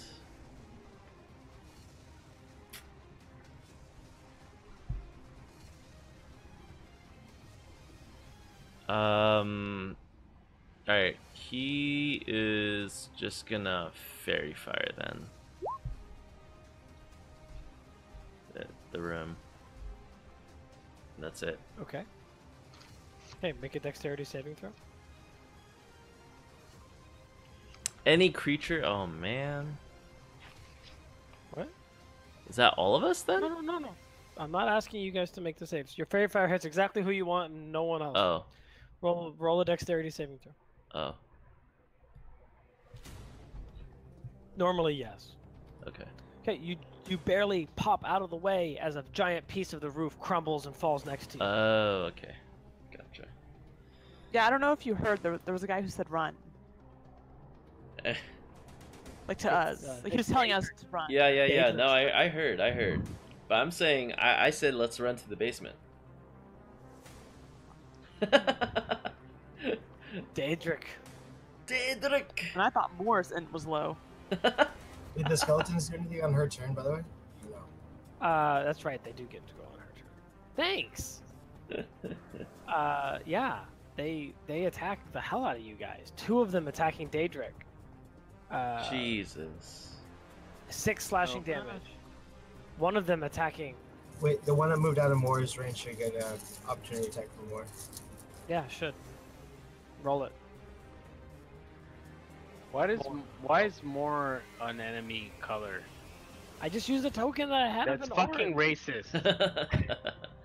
Just because she's an orc. Roll your attack more. I don't hit anybody else. I hit you for 6, Daedric. More roll an attack. 6? Yeah. Moore do what? Roll an attack. An attack? Opportunity. Yes. Someone stepped out of your range. Oh. Oh god, you clunked. Ooh. Crushed. He dead. Destroyed. Alright, Daedric, it's your turn. Yep. Daedric. I'm gonna swing at the witch. Okay. Oh, the witch is Yep.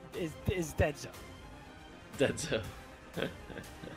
Well, her token is still on the Okay. map. Okay. For sure. She's right now she's pulling the She's entire struggling. life force of the manor into herself to maintain her form. And you hit her hard. And as you do, a massive piece of the castle falls off. The floor shakes. The floor bows as she pulls ever more of this life force into herself. Roll a dexterity saving throw. No. What's going on with the green emerald? No! Yeah, you take 20 Oh my bludgeoning god. as the manor is just falling into you. Guys, I need help. I'm What was down. that question, Samaj? What's going on with the green emerald right now? The green emerald is what's like the focus that like basically the energies of the dark energies of this place are going through the emerald, and instead of fueling the whole castle now, they're all going into her. And the castle, which should have decayed and fallen apart already, is starting to in rapid form. And, Okay, I'm down from that damage. Okay, you're down. It's Moore's turn. Moore picks up Daedric, Okay. and Moore doesn't need to be told twice to run. So we're going. Where are we going? Sorry, I need to zoom out a little. No, we need to do it Michael Bay style and have everyone jump off the I balcony think I here. just make it to that room. Just right here. That's not. Michael Moore Bay- is Michael not. Bay I see style. where, but I'm not. I'm Michael gonna Bay go over style. here. And Is I'm it- bringing. We already have the explosion from the fire Yeah, damage. Daedric has been carried here, and with my turn, I'm gonna swing my axe at the walls of the castle. Okay. Make a dexterity saving throw. Okay, you manage to jump out of the way of falling debris. You attack the castle, and it just falls apart to your axe. You're just clobbering chunks of it off. Good. Samaj. So just one quick question: does it look like that she's controlling the emerald, or the emerald's controlling her? Like, It looks like the emerald was a tool of hers to funnel life force into herself. got it. So if I were to like grab it, Yeah, you should try that. That sounds awesome. actually, I'm gonna. No, I mean, if you want to I'm grab gonna it, you grab it. I'm gonna summon Mage Hand to grab it. Okay. Does anything happen when I grab it? Yeah. The glowing green light goes out, and the entire manor just flattens into the ground. And you all take 1d100 plus 10 Oh bludgeoning. shit! Guys, guys, I'm hurt. So is it different damage to each of us, or do you roll a 1d100 once and then? Wait, do we we'll do- live? Hold on. Do we live that?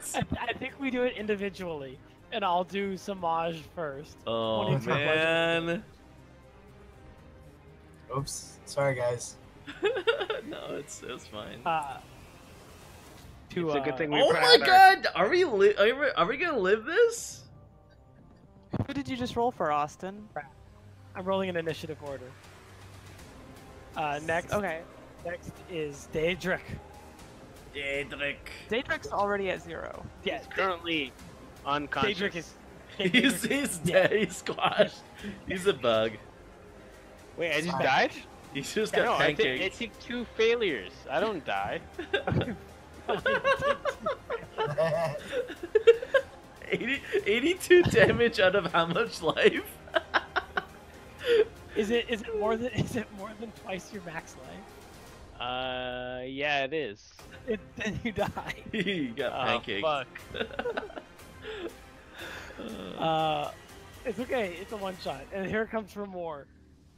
It's okay. We brought a cleric with us, guys. It's okay. Everything's Oh, I don't die. That takes me down to 8. yeah. So Guys, we're on the ground now. the rubble clears. Like the dust clears. You found your fallen comrade Daedric. The rest of you, if you're still alive, pull yourself up out of the rubble, and the place you feel like the great evil that has been pulling at this place begins to fade, and Daedric's life will not be lost in vain.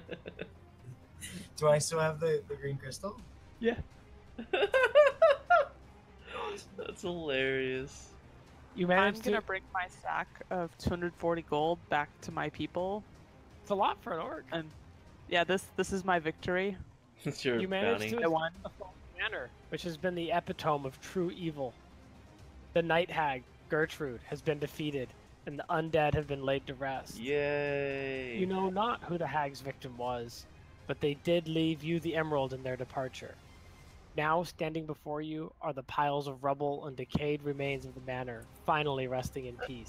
We know who the hag's victim was. It was the last general. Yes, it was. His The name night was in a be- ledger. The night begins to grow old as the first hints of dawn creep over the horizon. It is then, amongst the woods that surround the manor, that you all notice a pair of glowing crystal blue eyes. A horrifying girlish giggle carries over the now still night air, and the eyes fade to blackness. And Brad pulls out his flute and starts playing her song. More screams. No more. That was cool, man. Okay, so that was Wait. Hello? God? Hello, God? I just went to the bathroom. What happened in the last 2 minutes since I died? sorry, I didn't mean to leave the hangouts. Yeah, I meant to kill you all, but these guys fucking survived a 1d100 roll. Diedrich missed the finale. Yeah. Oh, you missed the finale? You want me to read it to you again? Yeah. Yeah. Yeah. Okay, hold on. Yes, sorry that I killed you there, but it's a one shot. I never get to kill you guys. That's why I was a cleric. I was ready for you to try to kill us, and then you Right. killed me first. Right.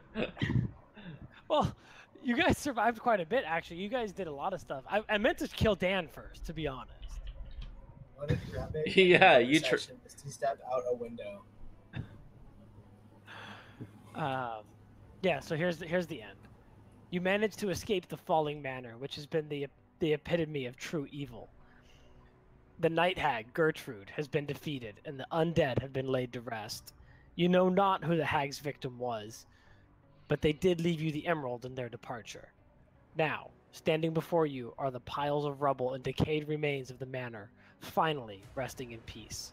The night begins to grow old as the first hints of dawn creep over the horizon. It is then, amongst the woods that surround the manor, you all notice a pair of glowing crystal blue eyes. A horrifying girlish giggle carries over the now still night air, and the eyes fade into blackness. Oh shit. And then Brad started playing her song with his flute. And then more screamed, no more. Okay, guys, that was fun. That was fun. Next week, Yeah. Storm King's Thunder. Yeah, I don't know. I'll share here. I'll give you guys on. Does anybody ever fight the beholder? Does anybody fight the beholder? You guys could have fought the beholder. It was a zombie beholder. It was CR5. So you guys could have fought it. It has like beholder light abilities. Disintegration ray though? That's really powerful. It does have disintegration ray, but it's not like that. Here's, if anybody is interested, this is the module that we played and all of the assets for it. I ran version 22. I don't know why they gave me more than one version. Well, that's not what I wanted to give you guys. Let me delete that. There's too much in there. Yeah, I had that one. That killed my Dropbox. My Dropbox capacity. Yeah. I've actually moved Storm King's Thunder and Tomb of Annihilation out of that folder just so you couldn't see it. But yeah, I ran version 22. There it is. I abridged so much of it. Nice. There is information about the Emerald, though, that I didn't use. That tells you what it does. It does a bunch of stuff. And you would normally have to roll a medicine check to pull it out of the guy. But it was We were at the end. You had killed the night hag. I just didn't want. Does it seem You like? killed her. Yeah. I just didn't want like a complete like, oh, and then she's dead, ha. Right. The Does mansion this- collapsing is part of the story, but Does it I seem spent it. like it was made to be like stolen or the emerald stolen before you go into combat, or no. okay, I think you could steal it during combat. okay, which is what Dan did. Yeah. Well, kind of after. kind of. You yeah. had killed her. Yeah. Interesting. I made a bunch of mistakes. One thing I should have, when I summoned the 3 ghouls, I should have put them directly between her and you, because as it was, you guys were just able to do too much damage to her. Yeah. Oh, I So- see. Yeah. I should have body blocked way harder with the ghouls. but Yeah. It's all good. We were all getting tired. No, Thanks for and playing. honestly, you were tapping us the fuck out too. Like I Yeah, was I was running at out of shit. Dan was running out of shit. Like Yeah. Yeah. And you made me use my anti-undead shit. Erlen, you're right. that was Yeah. so. I thought I knew something was wrong because it was literally like the first level that you used that the turn undead, right? Or was it the? No, it was near the end. He kept it. Was 2 It fights. was, afterwards. towards the middle. Yeah. Oh, towards the middle. Okay. I But saved still it as not long the as I boss could. though. Still not the boss. Like yeah, I was trying to definitively not save the it boss. to kill multiple people at one time, but yeah. Oh, the ghost. exercising a That's demon right. was okay. Right. You guys missed the entire basement puzzle. Yeah. If you still have Ooh. Roll20 open, I opened it. But yeah, when you go down to the basement, you get locked in there with a poisonous gas, and you have to solve a number puzzle. Oh, I don't know how that that's would have gone over. interesting. Oh Yeah. man. I like don't the